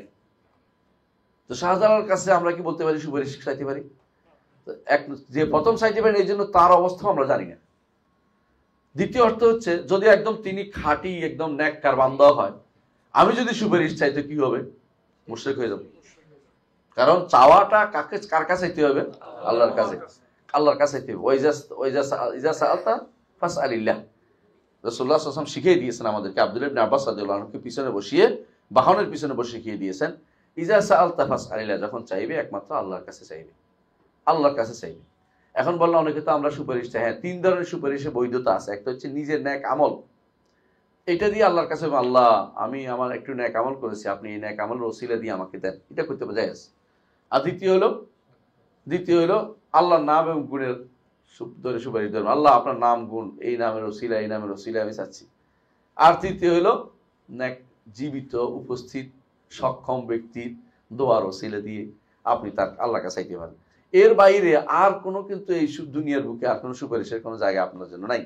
তাহলে যারাই এখন আখেরাতে সুপারিশের জন্য বসে আছে বা দুনিয়ার বুকেই আল্লাহর কোনো কবরের কাছে যাইয়া বলে যে আল্লাহকে বলে দেন আমাকে এটা করতে, তারা প্রথমে শিরিক করতেছে, কারণ চাইতে পারে না, এটা চাইতে পারে না সে। দুর্ভাগ্যবশত এই জিনিসটাই আমাদের মধ্যে অনেকে বুঝে আসে না। আমাদের অনেকে বলে যে মতভেদ আছে, মানে শিরকের মতভেদ কোনো জিনিস বানাচ্ছে। আপনি কি আশ্চর্য হচ্ছেন না? এটা শিরকি জিনিস। আসেন তারপর কি বলতেছে, মানজাল্লাযী ইয়াশফা'উ ইনদাহু ইল্লা বিইজনি। তাহলে আমরা বুঝলাম আল্লাহর অনুমতিতে কেউ সুপারিশ করতে পারবে না। এখানে আমাদের আসমত সিফাত নাই, কিন্তু একটা জিনিস আল্লাহর বড়ত্ব আছে, যে কেউ আজমতের মাসলা আসছে যে তিনি কত বড়, তার মুলক তিনি তার রাজত্বে এবং তার প্রভুত্বে তিনি যে একক ক্ষমতাশীল, এটা আল্লাহর আজমতকে প্রকাশ করে। এই জন্য সূরাটা, এই আয়াতটা হলো আযীম, সবচেয়ে বড় একটি সূরা, কারণ এটা তার আজমতকে প্রকাশ করে, যে কেউ তার কাছে সুপারিশ করার জন্য যেতে পারে না। কথা বুঝলেন তো? হাসরের মাঠে যখন আল্লাহ তাআলা ক্রোধান্বিত থাকবেন, হাসরের মাঠে রাগ করবেন কিনা? রাগ করবেন। এমন রাগ করবেন, হাদিসে আছে, যখন আমরা যাব কার কাছে? আদমের কাছে। আদম কি বলবেন? আল্লাহ আজকে এমন রাগ করেছে, আগেও কোনোদিন এত রাগ করে নাই, এর পরেও করবে আমাদের জানা নেই, তবে আমি এই কাজ করতে পারবো না। বোঝা গেল ওই দিন তিনি বেশি রাগ করবেন। কিন্তু আশারি মাতুরিদিরা বলে আল্লাহ রাগ করেন না। তো কোরআন হাদিসে যে রাগের কথা আসছে, এগুলি মাজাজ মানে রূপক অর্থে, এগুলো অর্থ ভিন্ন। আচ্ছা, আর কি? এগুলো অর্থ হচ্ছে সওয়াব দেয়া অথবা শাস্তি দেয়া। হ্যাঁ, রাগ করার অর্থ শাস্তি দেয়া, আর খুশিও অর্থ সওয়াব দেয়া। কারণ খুশি হলে অসুবিধা কি? খুশি হলে তো আমরা খুশি হলে কি হাসে দেখি, তো আমরা তাহলে তো হাসে হাই হাই হাই, তো দেহবাদী হয়ে গেল পুরো। অথচ হাদিসে মানে ওদের দুর্বল, আমরা আরেকটু আগেই দিই, হাদিসে আসছে এটা, ওরা এটা মানতে চায় না। অথচ কোরআন হাদিসে স্পষ্ট আল্লাহ তাআলা হাসেন। কিরকম? তার হাসার ধরন আমরা জানি না, আমাদের মতো না। আমরা হাসতে কি করি? দাঁত বের করি, মুখ বের করি, মুখ বাঁকা করি, এগুলি তো না আল্লাহর জন্য সাব্যস্ত না করি, নাউজুবিল্লাহ। তবে তিনি যেভাবে বলছেন সেভাবে তার জন্য উপযুক্ত, সেভাবেই কারো তার প্রত্যেকটি গুণ এইভাবে সাব্যস্ত করতে হবে, যে তিনি যেরকম, তার তিনি সত্তা যেরকম, আমরা দেখিনি না দেখি ইমান আনছি, তার গুণগুলোকে আমরা সেরকম ভাবে ইমান রাখি, কোনোভাবেই সৃষ্টির মতো করে এগুলি মনে করি না। তবে অর্থটা অবশ্যই করতে হবে, কারণ এটা বুঝতে হবে, বুঝার জন্য অর্থটা লাগে। কবরের আযাব হবে, কিরকম হবে জানেন? জানেন না, বুঝলেন না কথাটা? তাহলে আযাব হবে এটা বিশ্বাস করেন। জান্নাতে নেয়ামত পাবেন, কি নেয়ামত পাবেন জানেন? নেয়ামত তো পাবেন। যা আপনার রু আছে, রুটা চিনেন, দেখছেন, কিন্তু আছে তো আছে। তাহলে রুটা যদি আমি রু বুঝি না কি জিনিস, তাহলে তো হলো না। রু তো বুঝেন, কিন্তু রুটার ধরন জানেন না, এটা বলেন। ঠিক ওরকম আল্লাহ তাআলার এই গুণগুলো, এই নামগুলো, এই গুণগুলো আমরা অর্থ জানি, কিন্তু কি জানি না? ধরন জানি না। এগুলির প্রকৃত রূপ জানি না, এগুলির ধরন জানি না, এগুলো হাকিকত কি, এটা প্রকৃত হাকিকত আল্লাহ ছাড়া কেউ জানে না। কারণ তার সত্তাকে দেখি নেই, তার গুণকে কিভাবে আমরা আঁচ করতে পারবো? আঁচ করার কোনো সুযোগ আমাদের নাই। এই জন্য ইমাম তাহাবী বলতেছেন যে লা নাতাওয়াহাম মুতাওয়াহিমিনা বিআরাইনা, মত দিয়ে কোনো কিছু ধারণা করতে পারবো না এই জায়গাতে। শুধু কি বলবো? অর্থটা বুঝি, কিন্তু ধরনটা জানি না। আচ্ছা আসেন, এরপরে বলতেছে ইয়ালামু মা বাইনা আইদিহিম ওয়া মা খালফাহুম, তিনি জানেন তাদের মা বাইনা আইদিহিম ওয়া মা খালফাহুম, তাদের সামনে যা আছে পিছনে যা আছে। কাদের? আমাদের সৃষ্টির সামনে পিছনে, অর্থাৎ আসমান এবং জমিনের মধ্যে যা কিছু আছে সবগুলির সামনে পিছনে যা কিছু আছে কে জানেন? আল্লাহ সুবহানাহু ওয়া তাআলা। তার ইলমের পরিধি কত বড় আপনি কি চিন্তা করেছেন?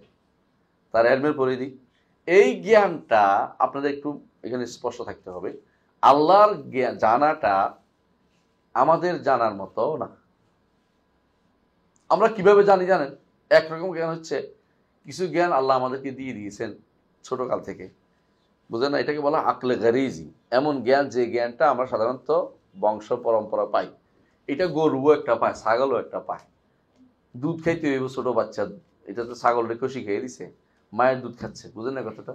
কিছু জ্ঞান তারা পায়, এটা হলো আল্লাহ দিছে জন্মসূত্রে কিছু জ্ঞান দিয়ে। আর কিছু জ্ঞান তারা কি করে? অর্জন করে। এই জাতীয় জ্ঞান যেগুলো আছে, ইলম যেগুলো আছে, এগুলি কার? সৃষ্টি কিছু স্রষ্টা কর্তৃক সরাসরি দিয়ে পাঠিয়ে দিয়েছেন, আর কিছু তাদেরকে অর্জন করার জন্য তৌফিক দিয়েছেন, এজন্য তারা অর্জন করেছে। এটা হলো কি? মানুষের জ্ঞান, সৃষ্টির জ্ঞান। স্রষ্টার জ্ঞান কিন্তু অর্জিত জ্ঞান না। হ্যাঁ, এটা মাথায় রাখতে হবে। স্রষ্টার জ্ঞান কেন হলো? স্রষ্টার জ্ঞান আছে এই জন্য তিনি তো এটাই নির্ধারণ করছেন। আলা ইয়ালামু মান খালাকা ওয়া হুয়াল লাতীফুল খাবীর, যিনি সৃষ্টি করলেন তিনি জানবেন না? আল্লাহ বলতেছে। অর্থাৎ তিনি জানেন কেন? কারণ তিনি তো এটা নির্ধারণ করছেন। জানবে কে? বুঝেন নাই? আপনি যে আজকে এখানে বসবেন, এটা আল্লাহ জানেন। কেন জানেন? কারণ তিনি নির্ধারণ করছেন এটা আমি এখানে বসবো, তারা এখানে বসাবো, এখানে হাঁটাবো, এখানে বসাবো, এখানে যাবে, সে কুষ্টিয়া যাবে, রাতের বেলা গাড়িতে যাবে, নির্ধারণ করছেন তিনি। তিনি জানবেন না, কারণ তিনি তো নির্ধারণ করছেন সব। বুঝে আসছে কথাটা? তো আমাদের জ্ঞানটা হয়েছে এই জন্য যে আমাদেরটা তিনি নির্ধারণ করে রাখছেন বলেই তিনি নির্ধারণ করছেন তার এলমের ভিত্তিতে, এলমের যেভাবে তার ইচ্ছা এইভাবে তিনি নির্ধারণ করছেন যে এটা করো, এটা করবে, এটা করে বান্দা, এটা করবে, এটা করবে। এই জন্য আমরা এটার উপর চলতেছি, তার এলমের উপর চলতেছি আমরা। তা তিনি যেভাবে নির্ধারণ করছেন সেভাবে আমরা চলতেছি। এই নির্ধারণ এই নয় যে আমরা করব এরপরে আল্লাহ জেনেছেন। হ্যাঁ, এটা বলে অর্থ হচ্ছে আল্লাহ আগে করার আগে জানতেন না। কথা বুঝছেন কিনা? এইটা কুফরি কালাম, এটা কোনো ইমানদার বলতে পারে না। বলবেন যে আল্লাহ জানেন কেন? তিনি নির্ধারণ করছেন এটা আমি কি করব না করব নির্ধারণ করেছেন, লিখে রেখেছেন। শুধু নির্ধারণ করে শেষ করেন নাই, নির্ধারণ করছেন, লিখে রাখছেন। আবার প্রতি বছরে একবার নির্ধারণ করে ঠিক করেন, আবার প্রতিদিন একবার ঠিক করে দেন, মানুষদেরকে ভাগ করে বাটোয়ারা করে দেন, কালে কি করতে হবে আগামী দিন।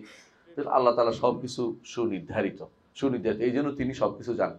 ইয়ালামু মা বাইনা আইদিহিম ওয়া মা খালফাহুম, তাদের সৃষ্টিকুলের আসমান জমিনে যা কিছু আছে সবগুলো আগে পিছে সবকিছু কে জানে? আল্লাহ তাআলা জানেন। ওয়ালা ইউহিতুনা বিশাইইন মিন ইলমিহি ইল্লা বিমা শাআ, তবে তিনি সব জানলো, মানুষ কোনোদিন, সৃষ্টির কেউ কোনোদিন আল্লাহর ইলমের দানা কিছু সামান্যতম জিনিস কেউ কোনোদিন পরিবেষ্টন করতে পারে না। পরিবেষ্টন মানে কি? ঘিরে ফেলা। একেবারে এটা বুঝে গেছি পরিপূর্ণ এটা বলতে পারবে না। আল্লাহ যতটুক চায় ততটুক শুধুমাত্র বলতে পারে। এই জন্য ফেরেশতারা কি বলেছিল? সুবহানাকা লা ইলমা লানা ইল্লা মা আল্লামতানা। আল্লাহ আপনি কতই না পবিত্র, আমাদের ইলম নাই, যতটুকু আল্লাহ আপনি দিয়েছেন ততটুকুই শুধু বলবো, এর বাইরে তো আমাদের ইলম নাই। এই জন্য কেউ যেন ইলম পাইলেই না বলে না বসে যে আমি অনেক বেশি জানি। বলতে হবে কি? যে আল্লাহ ওয়া রাসূলুহু আ'লাম, আল্লাহ তার রাসূল বেশি জানে। সাহাবায়ে কেরাম এটাই বেশি বলতেন, আল্লাহ তাআলা জানতেন। এখন বলবো আল্লাহ আ'লাম, আল্লাহ বেশি জানে। রাসূলের যুগে এটা কেন বলতেন? কারণ রাসূল ওহী আসতো, এই জন্য রাসূল জিজ্ঞাসা করতেন। এখন তার ওহীটা এসে এখন বলতে হবে আল্লাহ আ'লাম, আল্লাহ ভালো জানেন, আল্লাহ বেশি জানেন, এটা বলতে হবে। আল্লাহ সবচেয়ে বেশি জানেন। আমাদের কাছে বলতে হবে, আমরা সবসময় দোয়া করতে পারবো রব্বি জিদনি ইলমান। হ্যাঁ, সব বিজিত আল্লাহ আমার ইলম বাড়িয়ে দিন, আল্লাহ আমার ইলম বাড়িয়ে দিন, ইলম আমাদের কমতি আছে। তাহলে বোঝা গেল যে আল্লাহ তাআলার এই যে ইলম, এটা আল্লাহর একটা কি সিফাত না? একটা সিফাত সাব্যস্ত হলো। এবং আপনি জানেন যে এই সিফাতটা, ইলম সিফাতটা এমন একটা সিফাত, যে সিফাতটা এই হায়াতের পরেই গুরুত্বপূর্ণ। হায়াতের পরে, বুঝছেন তো? হায়াত এবং কাইয়ুমের পরে। কারণ আপনি জগতের সব কিছুর জন্য ইলম লাগে। আপনাকে সন্তান দেওয়ার ক্ষেত্রে লাগবে না আল্লাহর ইলম? লাগবে না? আপনাকে সুস্থ করার জন্য লাগবে না? আপনাকে বিপদ থেকে উদ্ধার করার জন্য লাগবে না? মানে এলেম কোন জায়গায় লাগবে না, জগৎ সুন্দর করে সাজানোর জন্য এলেম লাগবে। জগতের কোথায় কোন প্রাণী আছে সমুদ্রের তলে, সমুদ্রের নিচে যে কত প্রাণী আছে আপনি বলতে পারবেন? আপনি পারবেন না, কারণ তিনি রেখেছেন, এগুলিকে সৃষ্টি করেছেন, নির্ধারণ করেছেন, তিনিই তো জানেন, তিনিই তো শুধু জানেন, আর কারো তো জানার তো কোনো সুযোগ নেই। তিনি ব্যতীত কেউ এগুলি এলেম এগুলি পরিবেশন করতে পারে, তারা এলেম তো দূরের কথা, এগুলি জানতে পারবে না। এমন কেউ নাই যে বলবে যে জগতের সব জানা হয়ে গেছে, অথবা আমি এই এবার পানির নিচে কি আছে আমার আর কোনো জানার বাকি নেই, এই কথা কেউ বলতে পারবে না। বহুত মানুষ এখন পর্যন্ত পানির নিচে ঘুরে বেড়ায়, ঘুরে বেড়ায় কি জন্য? জানার জন্য, কি দেখতে পায়, কেউ ওইটা দেখে, ওইটা দেখে আসে প্রচার করে। জঙ্গলের জিনিসও তো মানুষ এখনো বের করতে পারেনি। আমাজন জঙ্গলে তো মানুষ ঘুরে বেড়াচ্ছে যে জানার জন্য কি জিনিস আছে না আছে। কোথাও কোথাও এখানে এই অবস্থা কেন, এটা কোনো ব্যাখ্যা দিতে পারে না। আমাদের মদিনাতে একখানে ওই যে পানি কেন উল্টা দিকে যায়, এ নিয়ে তো জিন পাহাড় বানাই ফেলছেন আপনারা। এটা জিনের কোনো কাম নাই, কেবল পানি ঠেলো, পানি দিয়ে উপরে ঠেলে দাও, ঠেলে দাও, গাড়ি দিয়ে ঠেলে দাও, জিন বুঝিয়ে কেমন ধরে বসে রয়েছে। এটার কোনো কারণ জানা যায়নি, এটা আপনি কিভাবে তাহলে আপনি কিভাবে জানবেন? জিন পাহাড় বানাই ফেলছে, এটা একটা জিন যায়। এবং অনেকেই জিন দেখতে যাইয়া মরেও গেছে, মানে এটা কি মনে অর্থ কি হয়েছে, চালাকি করছে, উল্টা দিকে যাইয়া ব্রেক বন্ধ করে রেখেছে, এবং এটা তো উল্টে, গাড়ি তো জোরে আসে, গাড়ি উল্টে গেছে, তাহলে মরে যাবে। এখন এই জন্য এসে বন্ধ করে দিচ্ছে, এখন যাওয়া বন্ধ করে দিচ্ছে, এখান থেকে তোমার মারা যায়, হাজিরা মারা যাচ্ছে এই জন্য। তো আলা কুল্লি হাল, তাহলে দেখা গেল যে আল্লাহ তাআলা এলেমটা এইটা খুব এত বেশি মানে ব্যাপক এলেম, যেটার সাথে আমরা চিন্তা করেও কোনোদিন কিছু করতে পারি। তার এলমের কিছু কতটুকু পেতে পারি আমরা একটা উদাহরণ দেই। মুসা আলাইহিস সালাতু ওয়াস সালাম তিনি তার কওমের মধ্যে একদিন দাঁড়ালেন। দাঁড়ানোর পরে তাকে বলা হলো যে, জিজ্ঞাসা করা হলো, ওয়াজ করতে দাঁড়াইছে আর কি, যে জগতের বর্তমানে বড় আলেমকে? তিনি বলছেন আমি। বা জিজ্ঞেস ভুল না, কারণ আসলেই তো মুসা আলাইহিস সালাতু ওয়াস সালাম তখনকার শুনে বড় আলেম, কিন্তু আল্লাহর কাছে পছন্দ হয় নাই। তো বলার দরকার ছিল কি, আল্লাহ জানে। এই জন্য আল্লাহ তাআলা বললেন যে, মুসা তুমি, তোমার চেয়ে বড় আলেম আছে, তো কোথায় আমি তার কাছে যাবো? মানে উনি আর লা আবরাহু হাত্তা আবলুগা মাজমাআল বাহরাইন, আমার শান্তি নেই, ও আলেম খুঁজি বের করবোই। তো আল্লাহ তাআলা বললেন তাহলে মাছ বুনা করে নিয়ে যাও। নিয়ে গেছে, সেই মাছ কাহিনী পড়ে গেছে, ইতিহাস পড়ছেন আপনারা, এটা লম্বা করতেছি না। কিন্তু খেজুর এবং মুসা যখন বেরিয়ে আসছেন, তখন নদীর পাড়ে দাঁড়াইছেন, দাঁড়ায় দেখলেন যে একটা পাখি সমুদ্র থেকে এক ফোঁটা পানি নিছে। তখন খেদির বললেন যে, শিক্ষা যে দিতেই হবে, আমি এবং তুমি জগতের সকলে যে এলেমটা আল্লাহ থেকে নিছি, এই পাখি যতটুকু নেওয়ার পরে আল্লাহ সমুদ্রের মধ্যে কোনো কমতি হয়েছে? বলার কোনো উপায় নেই, এত কম। মানে এটা কত crore crore crore crore billion billion billion ভাগের এক ফোঁটাও না। তো এটা আমরা সবাই মিলে আল্লাহর এলেম থেকে একটুকু নিতে পারিনি, মানে এটা হলো কথা। এলেম, আল্লাহর এলেম কত বেশি, এটা বুঝাতে পারছি। এলেম আল্লাহ যে তিনি আলিম, কত আল্লাম গয়ুব, এটা কিন্তু স্পষ্ট এখান থেকে বোঝা যায়। আচ্ছা আসেন, তাহলে আপনার কিছু তো সিফাত পাইলাম। ওয়াসিআ কুরসিয়ুহুস সামাওয়াতি ওয়াল আরদ, এবার তার কুদরতের প্রশ্ন আসছে। ইলম এবং কুদরত দুইটাই লাগবে। ওয়াসিআ কুরসিয়ুহুস সামাওয়াতি ওয়াল আরদ, আল্লাহর কুরসি আসমান এবং জমিনকে প্রশস্ত, প্রশস্ত অর্থ কি বলেন তো? জায়গা হয় এত বড় যে আল্লাহর কুরসি, আসমান এবং জমিন এর ভিতরে জায়গা হয়। হাদিসে আছে রাসূলুল্লাহ সাল্লাল্লাহু আলাইহি ওয়াসাল্লাম বলেছেন যে আল্লাহর কুরসি এত বড় যে 7 আসমান 7 জমিন যদি কোনো আল্লাহর কুরসির মধ্যে রাখা হয়, তাহলে কি হবে? একটা 7টা দিরহাম পড়বে। দিরহাম বুঝেননি? আদলা আছে না এখন? আল্লাহর কুরসির ভিতরে এইটা একটা দিরহামের, 7টা দিরহামের মতো পড়ে থাকবে। একটা বিস্তীর্ণ ভূমিতে 7টা দিরহাম যেমন পড়ে সেরকম বিস্তীর্ণ, মানে একটা মরুভূমিতে একটা 7টা দিরহাম পড়ে গেলে আপনি কেমনে খুঁজবেন? তা আল্লাহর কুরসির ভিতরে আসমান এবং জমিনগুলো এত ছোট। আসমান জমিন বুঝছেন নি? এখন যা যা আবিষ্কার করতেছে, এক একটা এত বড় এত বড় এত কোটি বড় করতেছে না, এগুলো আসমান জমিনের মাঝখানে, আসমান এবং জমিনের মাঝখানে। একটা জিনিস যদি কোনো আপনি খেয়াল করেন, এমনি তাকাইলে দেখবেন যে পাহাড় এমনি খাড়া হয়ে রয়েছে, এমনি শোয়াই দিলে শুয়ে রয়েছে। মানুষ মাঝে মাঝে দেখা যায় ক্যামেরাতে কিন্তু মানুষদেরকে বোকা বানানো হয়, হ্যাঁ, যে খাড়া হাঁটতেছে, আসলে সে কিন্তু ওই শোয়া পৃথিবীর উপর হাঁটতেছে, খাড়া দেখাচ্ছে। এটা বুঝে না কথাটা? সমস্ত জগৎটা একটা ডালার মতো, যত রকমের বাড়াক না কেন, এরা এবার এইটা করে ওইটা করে, এইটা সূর্যের ভিতরে সূর্যের অংশ, এটা সূর্য বাদে আরেকটা নক্ষত্রের অংশ, যত কিছুই করেন এগুলি ছোট জিনিস, ছোট জিনিস আল্লাহর দরবারে, এটা কত ছোট জিনিস। এইগুলি সবগুলি আসমান এবং জমিনে যত মাঝখানে যা আছে এবং আসমানগুলো সবগুলি আল্লাহর কুরসির ভিতরে 60টা দিরহামের মতো, 60টা মুদ্রার মতো। এই 60টা মুদ্রা, এই জন্য বলছে ওয়াসিআ কুরসিয়ুস সামাওয়াতি ওয়াল আরদা, তার কুরসি আসমান এবং জমিন এ সবগুলিকে ঘিরে আছে, অর্থাৎ তার কুরসির ভিতরে এগুলি সব জায়গা হয়, জায়গা। তবে এটা বলেন না যে আমরা সব কুরসির ভিতরে আছি, এটা বলেন না, মানে এটা জায়গা হওয়া বোঝাচ্ছে, মানে আসমান এবং জমিন এটা আল্লাহর কুরসির ভিতরে জায়গা কতটুকু, একেবারেই ক্ষুদ্র হিসেবে জায়গা হয়। আল্লাহর কুরসি কত বড়, এ হচ্ছে আহলুস সুন্নাত ওয়াল জামাতের আকীদা যে কুরসি একটা কি সৃষ্ট জিনিস। কুরসি কি? ইবনে আব্বাস রাদিয়াল্লাহু আনহু বলেছেন, সহিহ বর্ণনাতে আসছে তার থেকে, তিনি বলেছেন কুরসি হচ্ছে মাওদা কাদামাইর রব, রব্বুল আলামিনের পা রাখার জায়গা। কাল মিরকাতে ইলাল আরশে, আরশের উপর উঠা যেমন সিঁড়ি লাগে, সিঁড়ির মতো হচ্ছে কি কুরসি, সিঁড়ির মতো কি কুরসি হচ্ছে সেরকম। এটা কিসের সামনে? আরশের সামনে ফেলে রাখা ছোট্ট একটা জায়গা, আরশের সামনে ফেলে রাখা ছোট্ট একটা জায়গা। মানে এটা আরশ কত বড়, বল আরশু লা ইয়াকুদুরু কাদরু ইল্লাল্লাহ, আল্লাহ ব্যতীত কেউ জানে না আরশ কত বড়, আল্লাহ আরশ কত বড়। আর বুঝেন আল্লাহর ইয়ার ভিতরে, কুরসির ভিতরে ক্ষুদ্র জিনিস আমরা, হ্যাঁ, আর কুরসি হচ্ছে আরশের সামনে ক্ষুদ্র জিনিস। আরশ কত বড়, রব্বুল আলামিন তিনি, তাকে আরশ বহন করে না, বুঝে আসছে কথাটা? সুতরাং এটা যেন মনে না করেন। দুর্ভাগ্যবশত কেউ কেউ কুরসিরে বলছে কুরসি অর্থ আলেম, এটা ভুল। কেন ভুল? এই তাফসির যারা করেছে ইচ্ছা করে তারা কি করেছে, বিভ্রান্তি তৈরি করেছে। এটা কখনো সহি প্রমাণ দেয়া সাব্যস্ত করতে পারবে না।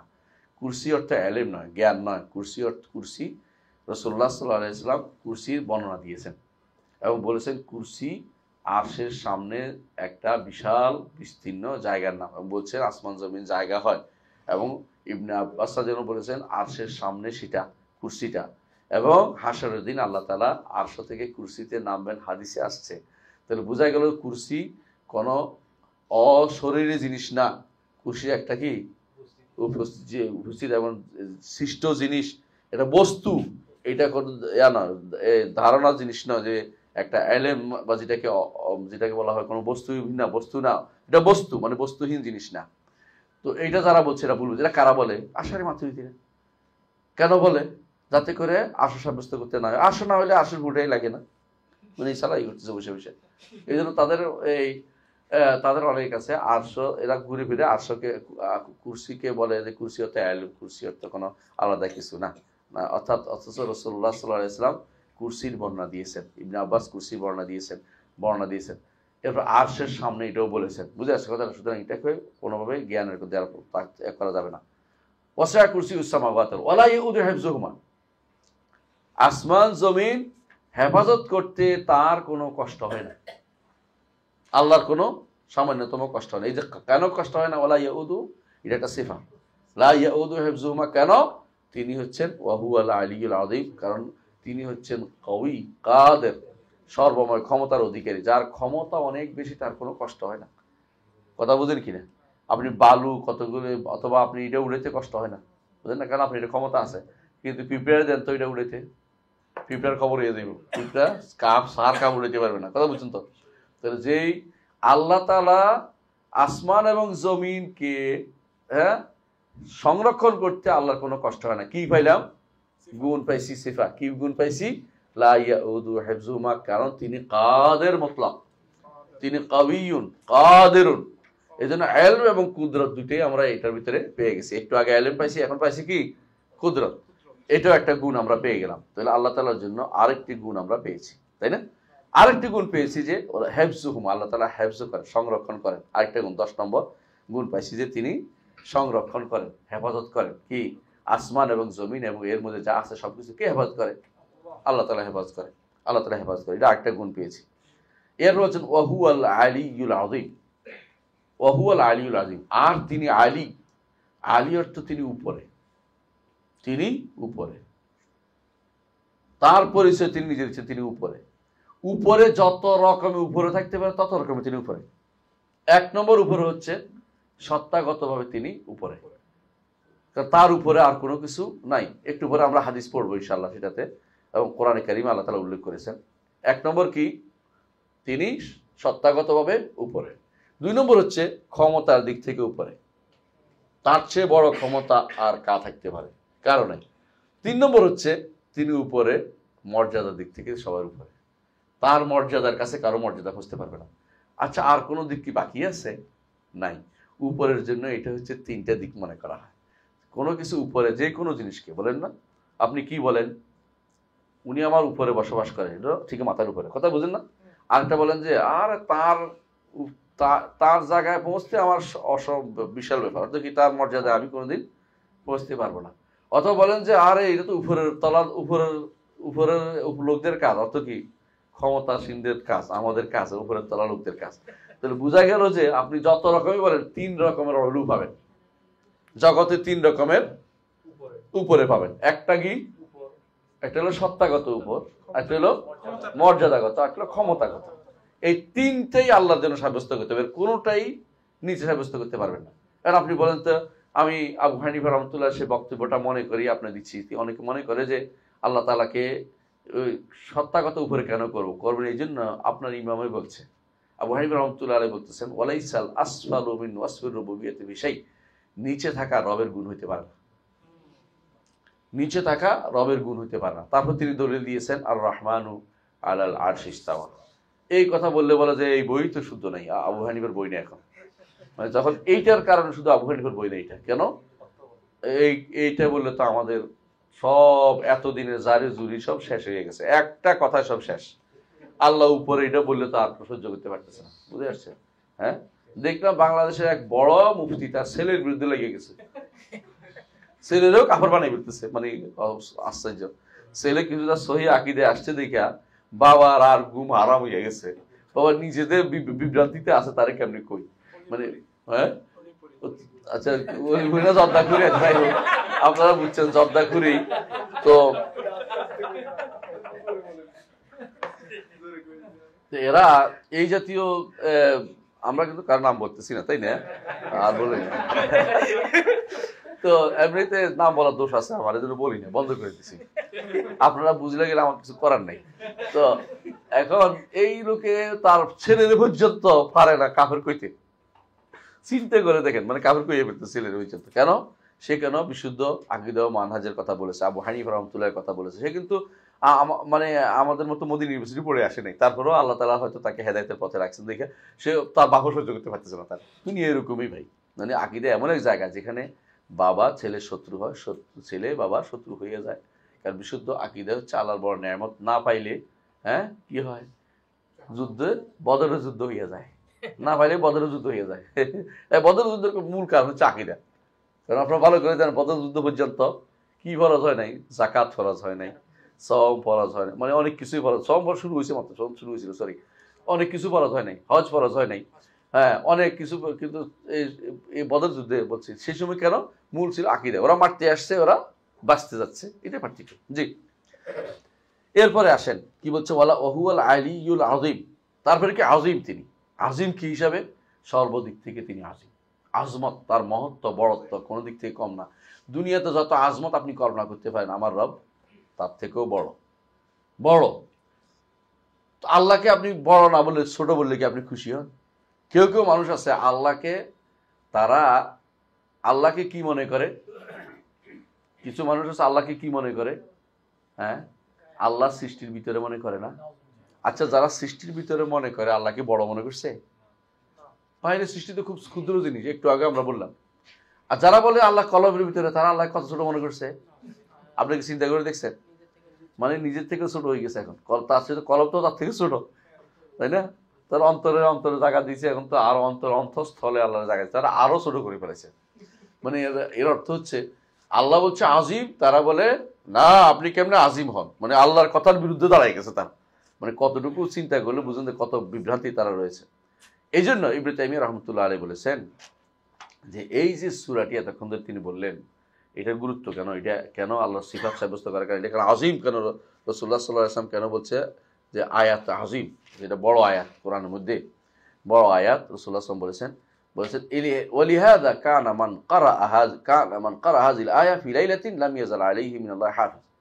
এই কারণে যে কেউ এই সূরাটাকে পড়বে যে রাত্রিতে পড়বে, এই রাতে আল্লাহর পক্ষ থেকে একজন হেফাজা ফেরেশতা নিযুক্ত থাকবে। ওয়ালা ইয়াকরাবু শাইতানু হাত্তা ইউসবিহ, সকাল পর্যন্ত শয়তান তাকে আর কাছে ঘেঁষতে পারবে না, শয়তানের কাছে ঘেঁষতে পারবে না। এটা কেমনে বুঝছি আমরা? এটা সহিহ হাদিসে আছে। আবু হুরায়রা রাদিয়াল্লাহু আনহু সেই ঘটনা আপনারা জানেন, তাই না? কি বলছিল? তিনি যাকাতুল ফিতরে জমা হয়েছিল দেওয়ার জন্য, মানে যে গরিবদের দিবে মসজিদের মধ্যে, এই এসে কতগুলো নিয়ে দৌড় দিছে, ধরে ফেলছে আজকে আমি খুব অভাবী আজকে ছেড়ে দাও, আর ছেড়ে দিছে। তো রাসূলুল্লাহ সাল্লাল্লাহু আলাইহি ওয়াসাল্লাম পরের দিন বললেন যে কি খবর, তোমার বন্দী কই? ছেড়ে দিছি ইয়া রাসূলুল্লাহ। আবার আসছে, পরের দিন আবার আসছে, তো আবার পরের দিনও ছেড়ে দিয়েছে এই ঘটনা। পরের দিন আবার আসছে, আইসা এবার আজকে আর তোরে ছাড়ছি না, শশিনা না আবার, হ্যাঁ আজকে আর তোরে ছাড়ছি না। তো বলছে না, আমি তোমার একটা শিখাই দেবো, এমন একটা দোয়া শিখিয়ে দেবো যেটা যদি করতে পারো তো আর কোনোদিন শয়তান আসবে না। ওইটা কি বলো? মানে তিনি তো আবু হুরায়রা রাদিয়াল্লাহু আনহু তো এলেমের পাগল আছেন, এলেমেরটা পাইছি। অনেকে বলে যে তো শয়তান থেকে এলেম নিছে, আরে বেটা শয়তান থেকে এলেম নিয়ে যথেষ্ট না, বলেন রসুলকে জিজ্ঞাসা করছে, রসুল অনুমোদন করছে, তারপর ঠিক হয়েছে। রসুল এরপর বলছে ওহো কাযুব, মিথ্যাবাদী, সুতরাং আপনি যার থেকে এলেম নিতে পারেন না। এটাই জন্য প্রমাণ, এটা উল্টা পাল্টা বুঝেন না, বুঝছেন না কথাটা? তো তারপরে রাসূলুল্লাহ সাল্লাল্লাহু আলাইহি ওয়াসাল্লাম বলেন যে কি বলছে তোমাকে? কয় যে আমাকে বলছে যে এই যদি এটা পড়ি, আয়াতুল কুরসি পড়ি, তাহলে শয়তান আর ঘেঁষবে না আমার কাছে। সদাকাক, তোমাকে সে সত্য বলেছে, ওহু কাযুব, সে মিথ্যাবাদী। কথা বুঝে আসছে? তাহলে যে কেউ দুনিয়ার বুকে যে সমস্ত মানহাজ ত্রুটি আছে, মানহাজ ত্রুটি বলতে হবে রসুলের মানহাজ, এটা রসুলের বেশি খেয়ে দিছে। সে সত্য বললো, এটা তোমাকে সত্য বলছে, সে মিথ্যাবাদী। সে তো আকীদা ঠিক নেই, কিন্তু দুই একটা ভালো বলছে আর কি, বুঝেন নাই? পাগড়িওয়ালা মাঝে মধ্যে, সবুজ পাগড়িওয়ালা মাঝে মধ্যে কিছু কথা কইয়া আপনাদেরকে তাক লাগাই দেয়, কিন্তু সে তো আকীদা নষ্ট, সে তো মানুষ তাকফির করে। ইবনে তাইমিয়ার সে তত খারাপ কথা বলে, শুনছেন না? নাউযুবিল্লাহ। ইমানদার এগুলো সহ্য করে কি করে? কিন্তু আপনারা তো মাঝে মধ্যে একটা পাইয়ে খুশি হয়ে গেছেন, আর খবর নাই মাঝখান থেকে আপনার কাপড় চোপড় খুলে হয়ে গেছে গা, হ্যাঁ মাথার টুপি দিছে গেলে খুশি হয়ে গেছেন। এর সবগুলি এরকম, মানে এগুলি এই জন্য যেগুলি বিভ্রান্ত বলতে হবে আপনাকে। হ্যাঁ, তার ভালো কথা যদি হয় দরকার হলে বলবেন, রসুলও নাই, দরকার বলার মতো আর জায়গাও আমাদের নাই। কথা বুঝছেন কিনা? যদি ভালো কথা হয় কোরআনে পাইবেন, হাদিসে পাইবেন, ইমামরা পাইবেন। আর ভালো কথা সে কোত্থেকে বানিয়েছে নাকি? বানায় এলেমের দরকার নেই আমার। তাহলে বোঝা গেল বেদাতির থেকে কোনো এলেম নেওয়ার দরকার নাই। তাহলে রসুলের যোগে নিষেধ, রসুল সত্যায়ন করার সুযোগ আছে। সত্য বলছে না বলছে, রসুলের কাছে গেছে, রসুল সত্য করে দিছে, আমরা কার কাছে যাবো? আমাদের কার কাছে যাওয়ার জায়গা নেই। আমরা কেউ বলতে পারবে যে এটা এখন এটা সত্য না সত্য, এটা এই শয়তান একটা কথা বলছে, এটা কার কাছে যাবো? এখন আমরা যাইতে পারবো না, জায়গা নাই। আমাদেরকে যথেষ্ট। আর ইয়ৌমা আকমালতু লাকুম দীনাকুম ওয়া আতমামতু আলাইকুম নি'মাতি। আর রসুলের যুগটা হচ্ছে তাশরীর যুগ, শরীয়ত প্রবর্তনের যুগ। সেখানে আল্লাহ এমনভাবে ঘটনা ঘটাবেন যাতে একটা আয়াত নাজিল করতে পারেন, এমনভাবে ঘটনা ঘটাবেন যাতে একটা হাদিস বর্ণনা করতে পারেন। এটা এখন আর নাই। রসুলের যুগের ওই ঘটনা ঘটার যে ঘটনা, এগুলির উপর কিয়াস করে এখন চলবে না। কথা বুঝছো কিনা? মানে রসুলের যুগে কোনো একটা ঘটনা ঘটাইয়া আল্লাহ তাআলা একটা আয়াত নাজিল করে। কারণ আপনি একটা ঘটনা ঘটাইয়া এখন কি আয়াত নাজিল হইব? তাহলে আপনি এই ঘটনা ঘটাইন না, আপনি যেটা ওই রসুল অনুসরণ করে চলেন। বুঝতে পারছি। অনেকে এটা না বুঝার কারণে কয় যে এই তো শয়তান থেকেও এলেম নিছে। না, শয়তান থেকে এলেম নেয় নাই, শয়তান থেকে এলেমটা পরীক্ষা করছে, রাসূল থেকে অনুমোদন করাই নিছে। এর আমরা অনুমোদনের জায়গা নেই। আর এদের আপনাকে মাস্ট কোরআন এবং সুন্নাহর ভিতরে থাকতে হবে। তথাকথিত বিভ্রান্তি কোনো লোক থেকে কোনো এলেম নিতে পারবে না। বুঝতে পারছি? জি, এটা খেয়াল রাখতে হবে আপনাকে। তাহলে বোঝা গেল যে রাসূলুল্লাহ সাল্লাল্লাহু আলাইহি ওয়াসাল্লাম এইটাকে কি বলেছেন? বড় আয়াত এবং হেফাজত করা একটা বড় জিনিস বলেছেন। কেন বলেছেন? কারণ এটা আসলেই বড় আয়াত। যে ব্যক্তি আল্লাহর নাম এবং গুণের সাথে থাকবে, যত বেশি আলোচনা করবে তত বেশি সে আল্লাহকে ভালোবাসবে এবং শয়তান ওয়াসওয়াস থেকে বাঁচতে পারবে এবং কুফর এবং শিরিক থেকে বাঁচতে পারবে। এই জন্য নাম গুণের বিষয়টা খুবই গুরুত্বপূর্ণ। তো আমরা একটুকু পড়লাম, আর একটি আয়াত পড়ি নাকি? সময় শেষ হয়ে গেছে না? আছে? আচ্ছা, আর কিছু আয়াত পড়ি। আরেকটি আয়াত, ওয়াকাউলিহি তাআলা ওয়াকাউলি সুবহানাহু। ইবনে তাইমিয়া রাহমাতুল্লাহ বলেছেন ওয়াকাউলি সুবহানাহু। অনুরূপভাবে আমরা কি আলোচনা করতেছি? একটি আয়াত, একটি হাদিস পড়বে, অনেকক্ষণ আয়াত পড়বে, অনেকক্ষণ হাদিস পড়বে। ইবনে তাইমিয়া এরকম, সুবহানাল্লাহ। মনে হয় যেন আল্লাহ তাআলা ওনাকে এলেম, কোরআন এবং আয়াতের যে ভান্ডার দিচ্ছে, এটা অনবরত বের হচ্ছে, অনবরত। তো তিনি বলতেছেন যে আল্লাহর সিফাতের যে আল্লাহ তাআলা তার গুণাবলী বর্ণনা করছে, প্রথমে দিয়েছেন কি ইখলাস, সূরাতুল ইখলাস, তারপর দিয়েছে আয়াতুল কুরসি। এরপরে একটা একটা করে আয়াত দিচ্ছেন যে কয়টা সিফাত দেখবেন। ওয়া কাউলি সুবহানা, অনুরূপভাবে আল্লাহর বাণী। ওয়া তাওয়াক্কাল আলাল হাইয়্যিল লাযী লা ইয়ামুত, আর আপনি ভরসা করুন, কাকে বলছে? মুহাম্মদুর রাসূলুল্লাহ সাল্লাল্লাহু আলাইহি ওয়াসাল্লামকে। আলাল হাইয়্য আল্লাযী লা ইয়ামুত, ওই আল্লাহর উপর যিনি চিরঞ্জীব। তো চিরঞ্জীব আল্লাহর একটা কি গুণ এবং নামও। আমরা বলছি না আল্লাহর নামগুলি সব গুণ সমৃদ্ধ, নামগুলি সব গুণ সমৃদ্ধ, এই জন্য হায়াত তার গুণ, এই জন্য হ্যাঁ হাই আল্লাযী লা ইয়ামুত, যিনি মারা যাবেন না, যিনি মারা যাবেন না। বুঝে আসছে? তো বোঝা গেল যে লা ইয়ামুত বলা যাবে হাইয়ের বিপরীত থাকার কারণে, নাহলে শুধু লা ইয়ামুতুল্লাহ, আল্লাহ মরে না, এটা কোনো কথাই হলো না। যেহেতু হাই বলছে এই জন্য আল হাই আল্লাযী লা ইয়ামুত, তিনি এমন এক চিরঞ্জীব যিনি কোনোদিন মারা যাবেন না। ওয়াল ইনস ওয়াল জিন ইয়ামুতুন, রাসূলুল্লাহ সাল্লাল্লাহু আলাইহি ওয়াসাল্লাম হাদিসের ভিতরে আসছে, আর মানুষ এবং জিনরা মারা যাবে। এটা হাদিসের অংশ, এই অংশ হাদিসের অংশ, এটা কোরআন আয়াত। তাহলে বোঝা গেল এখানে কয়টা সিফাত আসছে? হায়াত, হ্যাঁ, আল হাইয়্যিল লাযী লা ইয়ামুত, হায়াত একটা সিফাত আসছে, আর লা ইয়ামুতু একটা নেগেটিভ সিফাত আসছে, পজিটিভ নেগেটিভ সিফাত আসছে। এটা একটা পজিটিভ সিফাত আসছে আমাদের কাছে একটা, এটা কি? হায়াত। আলহামদুলিল্লাহ, এটা আমরা বুঝতে পারছি। আর হায়াত কেন মারা যাবেন না? কারণ পরিপূর্ণ হায়াত হইলে আর মৃত্যুর প্রশ্ন আসে না, পরিপূর্ণ হায়াত হলে মৃত্যুর প্রশ্ন আসে না। বুঝে আসছে? এই জন্য যখন জান্নাতীরা জান্নাতে প্রবেশ করবে, জাহান্নামীরা জাহান্নামে যাবে, মৃত্যুকে তখন জবাই করে দেওয়া হবে, যাতে করে আর মারা না যায়।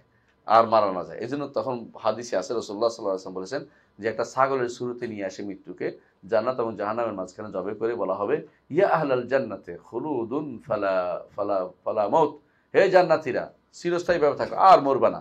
ইয়া আহলান নারে, হে জাহান্নামীরা খুলুদুন ফালা ফাউত, তোমরা চিরস্থায়ীভাবে জাহান্নামে থাকবে, ফালা ফাউত, এখান থেকে পালানোর কোনো জায়গা পাবে না। মরা তো দূরের কথা, পালানোর জায়গা নেই, আর পালাইতে পারবে না, মানে এখানে ভিতরে আপনার আটকে থাকতে হবে। তাহলে বোঝা গেল যে হায়াত এটা আল্লাহর একটি গুণ, এমন এক গুণ আল হায়াত। এটা কোনো বান্দার, এটা বান্দা যদি কোনো একটা হায়াত পায় না, বাংলা আমি একটা জীবন আছে না, এটা একেবারেই আল্লাহ প্রদত্ত, আল্লাহ প্রদত্ত। অনেকে বলে, যারা বিভ্রান্ত, তারা বলে যে আল্লাহ তাআলা যে আখিরাতে যে তার আমাদেরকে যে জীবনটা দিবেন, ওই জীবনে তো আমরা মরবো না, তাহলে তো আমরা তো আল্লাহর জীবনের কাছাকাছি নাও যাবি, এটা কিন্তু ঠিক না। কারণ হচ্ছে আল্লাহ ওইটা আমাদেরকে রাখবেন বলে আমরা থাকবো, কিন্তু আল্লাহ তো স্বয়ং সম্পূর্ণ সত্তা, তাহলে তো আর কেউ রাখছে এরকম না, আমাকে তিনি রাখবেন, জীবিত রাখবেন, এই জন্য আমি থাকবো। সুতরাং একটা লেদাতি, একটা লেগাইরিহি, একটা সত্তাগত, একটা অন্যের কারণে আসি। সুতরাং দুইটাকে একসাথে একরকম করার কোনো সুযোগ নাই। বুঝলেন কিনা কথাটা? দুইটা একরকম করার কোনো সুযোগ নাই। একটা হচ্ছে সত্তাগত, একজনের একটা আলো আছে, আমার এই আলোটা, লাইটের আলো আর সূর্যের আলো কি একরকম? কখনো না। কথা বুঝতে পারছি? একটা হচ্ছে আল্লাহর যে হায়াত, এটা হচ্ছে লেদাতিহি, সত্তাগত, আমাদেরটা হচ্ছে লেগাইরিহি, আল্লাহ প্রদত্ত। সুতরাং এটার তুলনা করার অর্থ হচ্ছে আমি বোকামি করা ছাড়া কিছুই না। এই তুলনা করা অবশ্যই এটা গুনার কাজ। বুঝতে পারছে কথাটা? এটা করা যাবে না। ওয়া কাউলিহি সুবহানা, আরেকটা ওয়া কাউলিহি সুবহানা, মহান আল্লাহর আরেকটা বাণী তিনি আবার উল্লেখ করতেছেন। একটা তো গেছে, এটা কি? হুয়াল আউয়ালু ওয়াল আখিরু ওয়াজ যাহিরু ওয়াল বাতিনু ওয়া হুয়া বিকুল্লি শাইইন আলিম। একই আয়াতের মধ্যে সূরা হাদীদের 3 নম্বর আয়াতের মধ্যে আল্লাহ তাআলা, আগেরটা সূরা ফুরকানের 58 আপনাদের কাছে বইটা আছে মনে দেখবেন, হ্যাঁ। তো এখানে এই আয়াত হাদীদের 3 নম্বর আয়াতে আল্লাহ তাআলা বলছেন হুয়াল আউয়ালু ওয়াল আখিরু ওয়াজ যাহিরু ওয়াল বাতিন, 4টা একসাথে, 4টা নাম, এর ভিতরে 4টা গুণ। বুঝে আসছে? এবং এক একটা গুণ, আমরা বলছি যে আল্লাহর গুণগুলো এক একটা গুণ আরো অনেকগুলো গুণকে শামিল করে, সেটাও আসবে। ওয়া হুয়া বিকুল্লি শাইইন আলিম, তিনি সব কিছু সম্পর্কে জানেন। এখন আরেকটা বাড়ছে, জানা একটা জ্ঞান না, গুণ না? তাহলে একই আয়াতের ভিতরে আপনি দেখেন সুবহানাল্লাহ, একটা আয়াত প্রত্যেকটা শব্দ গুণ সাব্যস্ত করছে, আল্লাহর গুণ সাব্যস্ত করছে। আর এরা গুণ দেখে না, এরা বেদাতিরা গুণ দেখে না, আশারি মাতৃদের গুণ দেখে না, আল্লাহর গুণ নাই, আল্লাহর গুণ কয়টা? শুধুমাত্র 7টা। তো আরগুলি কই? কোরআন হাদিসের এগুলি গুণ কই? এই জন্য তারা তাফসির করতে গেলে গুণ দেখে না, অন্য কিছু বের করে, খুঁজি মিথ্যা কথা বের করে, খুঁজি এমন জিনিস বের করেছে, খুশি যেটা আসলে কোরআন হাদিসে বলে না, এটা নিজে থেকে বানাই করতেছে, এটা নিজে বানিয়ে কথা বলে। দেখেন এখানে হচ্ছে হুয়াল আউয়ালু, তিনি প্রথম কি? আল্লাহ। অর্থাৎ কি? যাকে কি বলা হয়? যার কোনো শুরু নেই। আউয়াল অর্থ যার কোনো শুরু নেই, অর্থাৎ তিনি হচ্ছে প্রথম। এটাই হচ্ছে বিশুদ্ধ শব্দ। এর বিপরীতে দুর্ভাগ্যবশত বেদাতিরা কি বলে? আউয়াল বলে না, কাদিম। কি কাদিম? কাদিম অর্থ প্রাচীন। মনে রাখবেন প্রাচীন শব্দটি হচ্ছে আপেক্ষিক জিনিস, কোথাও না শুরু হয়েছে, আপনি বুঝছেন? হ্যাঁ, যেমন আল্লাহ তাআলা কোরআনে বলছেন যে ওয়াল কামারা কাদ্দারনাহু মানাজিলা, ওয়াল কামারা কাদ্দারনাহু মানাজিলা হাত্তা আদা কাল উরজুনিল কাদিম। আর চাঁদ, তাকে আমি অনেকগুলো মঞ্জিল নির্ধারণ করেছি। চাঁদ কি করে? প্রথমে একটা ছোট্ট থাকে, বাড়তে বাড়তে বাড়তে বাড়তে ফুল হয়ে যায়, আবার ছোট হইতে হইতে হইতে এক সময় চিকন হয়ে যায়। হ্যাঁ, তো বলতেছে হাত্তা আদা, আমি চাঁদকে এত সুন্দর করে সাজিয়েছি যে বাড়তে বাড়তে বাড়তে বাড়তে এক সময় যাই এসে কাল অর্জুনিল কাদিম, পুরাতন কাদির মতো বাঁকা হইয়া যায়। বলে এক ফালি চাঁদ বলে না, মানে চাঁদ কিরকম হয় এখন দেখতে, ওই যেন খেজুর গাছের যে এমনি কাদি উঠে সেটা বাঁকার মতো হইয়া যায়। বুঝছেন তো কথাটা? কাল অর্জুনিল কাদিম। আচ্ছা বলেন তো, প্রতি মাসে একবার অর্জুনিল কাদিম হয় না? তো কাদিম তো প্রতি মাসে একবার হয়, তাই না? পুরানটা, এটা নতুনটা। আপনার জামাইটা আজকে কাদিম, কালকে জাদিদ আরেকটা, পরের দিন এটা আবার কাদিম, আরেকটা জাদিদ আরেকটা। তো জাদিদ বা কাদিম, পুরাতন হওয়াটা হলো আপেক্ষিক জিনিস। অথচ দুর্ভাগ্যবশত আশারি মাতুরিদি এবং তাদের পূর্বসূরি এরা মুতাজিলারা, এরাদের নিকট আল্লাহর সবচেয়ে বড় গুণ হচ্ছে পুরাতন, কাদিম হওয়া। অথচ কাদিম হওয়া আল্লাহর গুণ কোথাও আসেইনি। আল্লাহ হচ্ছে, এই জন্য আল্লাহ তাআলা বলতেছেন আউয়াল, আউয়াল, আউয়াল বলতে হবে। এই জন্য আমাদের শেখ মোহাম্মদ, শেখ মাশায়েখিনা, আমাদের ওস্তাদের ওস্তাদ মোহাম্মদ ইবনে ইব্রাহিম আলু শেখ, মদিনা ইউনিভার্সিটির প্রথম ভাইস চ্যান্সেলর। তো তিনি বলতেন যে আমরা যেটাকে বলি যে আল্লাহ তাআলার কথা বলার গুণ, তিনি বলতেন কাদিমুন নূর বলা যাবে না, আউয়ালিয়াতুন নূর বলো। কাদিম শব্দটাই বাধ্য। আউয়ালিয়াতুন নূর ওয়া হাদিসুল আহাদ, প্রকারের দিক থেকে প্রাচীন, প্রথম। আল্লাহ কথা প্রথম থেকে কথা বলেন। আর এককের দিক থেকে যখন ইচ্ছা তখন বলেন। কথা বলার গুণগুলি, আল্লাহ তাআলা কথা বলার গুণের একটা বৈশিষ্ট্য হচ্ছে এটা, যে আগে থেকে তিনি কথা বলার গুণে গুণান্বিত, আর যখন ইচ্ছে তখন কথা বলেন। আশারি মাতুরিদিরা কি বলে? আল্লাহ যখন ইচ্ছে তখন কথা বলেন না। তো আল্লাহ তাআলা আগে কথা বলছেন, সেটা ইথারে আটকে আছে, সময় মতো আয়সা এসে শুধু ফিট হয়। নাউজুবিল্লাহ, কি একটা অবস্থা চিন্তা করতে পারেন? এরা বলে এলেমের ধারক বাহক। চিন্তা করেন কত বিভ্রান্তিমূলক এলেম। এরা বলে এলেমের ধারক বাহক। আপনি চিন্তা করেন, ওদের নিকট আল্লাহ তাআলা এখন কোনো কথা বলেন না। এদের নিকট আল্লাহ একবার কথা বলছেন, সে কারণ এখন কথা বলে নতুন হয়ে যাবেন, তার কেদাম নষ্ট হয়ে যাবে, প্রাচীনত্ব নষ্ট হয়ে যাবে। কেন নষ্ট হবে? যে সক্ষম সবসময় সে কথা বলতে পারে, যিনি সক্ষম তিনি সবসময় কাজ করতে পারে। ভাই, আপনি আগে লিখতে পারতেন, এখন লিখতে না পারলে এটা কি অপূর্ণতা বুঝায় না? আর আপনি অক্ষমতা বুঝায় না? আপনি আগে লিখতে পারতেন, এখনো লিখতে পারেন, যখন ইচ্ছা তখন লেখেন, আপনি হচ্ছেন সেরা। কথা বুঝেন না কেন? এদের নিকট না, আগে লিখতে পারছেন ঠিক আছে, এখন লিখলে তো এই কি হয়ে গেল, তিনি নতুন হয়ে গেলেন। নতুন হয়ে গেল তিনি তো আর আল্লাহ হতে পারলেন না। মানে এই হলো তাদের সমস্যা।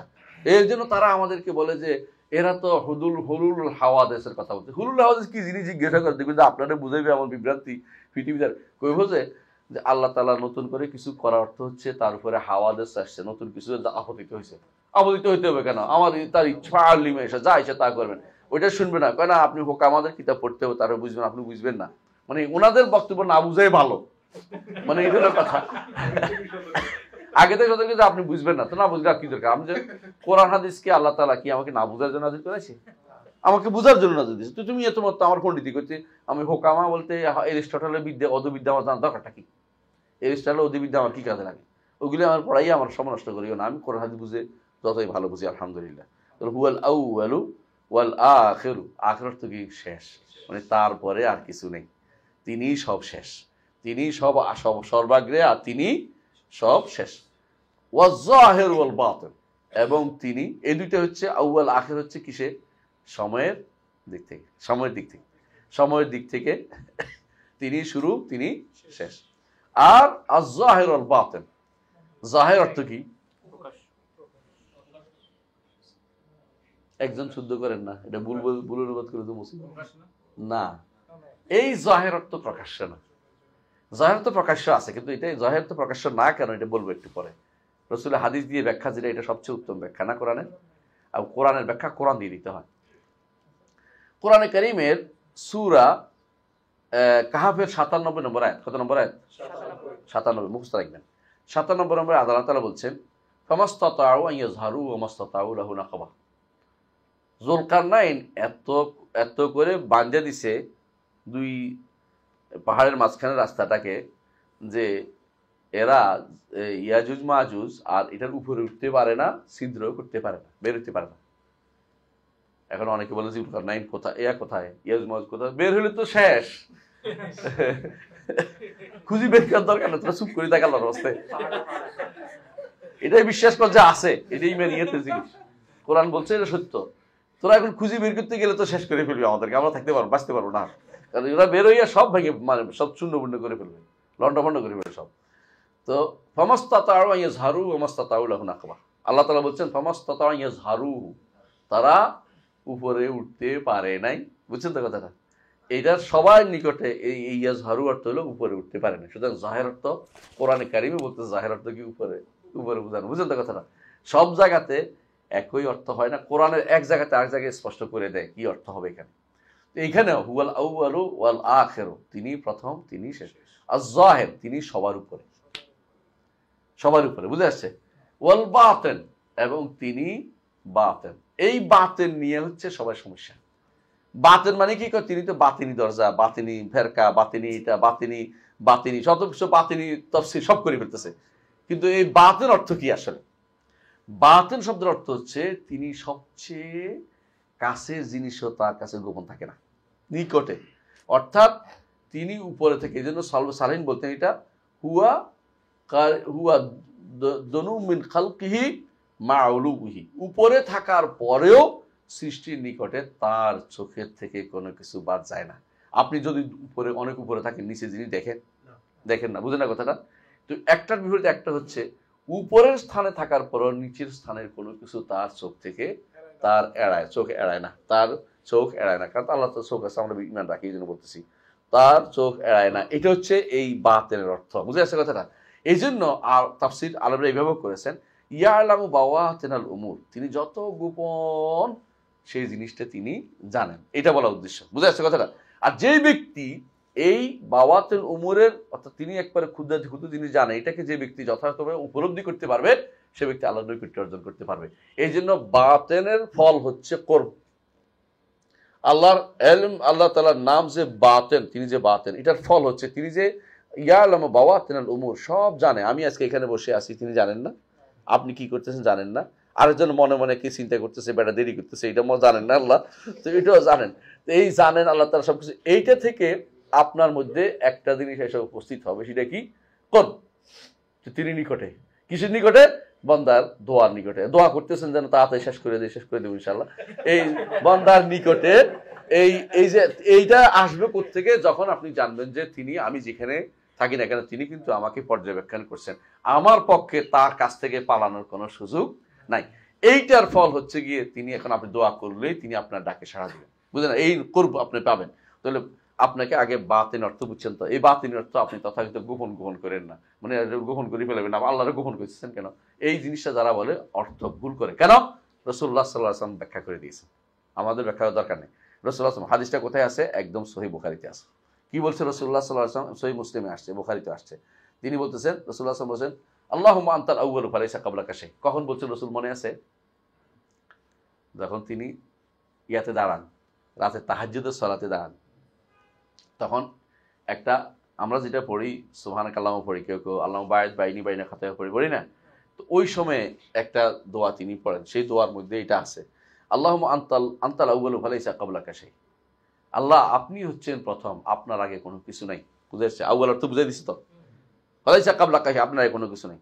ও আনতাল আখিরু ফালাইসা বা'দাকা শাই, আপনি শেষ, আপনার পরে আর কিছু নেই। অর্থাৎ কি, কিসের দিক থেকে? সময়ের দিক থেকে। ও আনতাজ জাহির, আপনি সব কিছুর উপরে, অর্থাৎ উপরের জায়গা যেটা কার?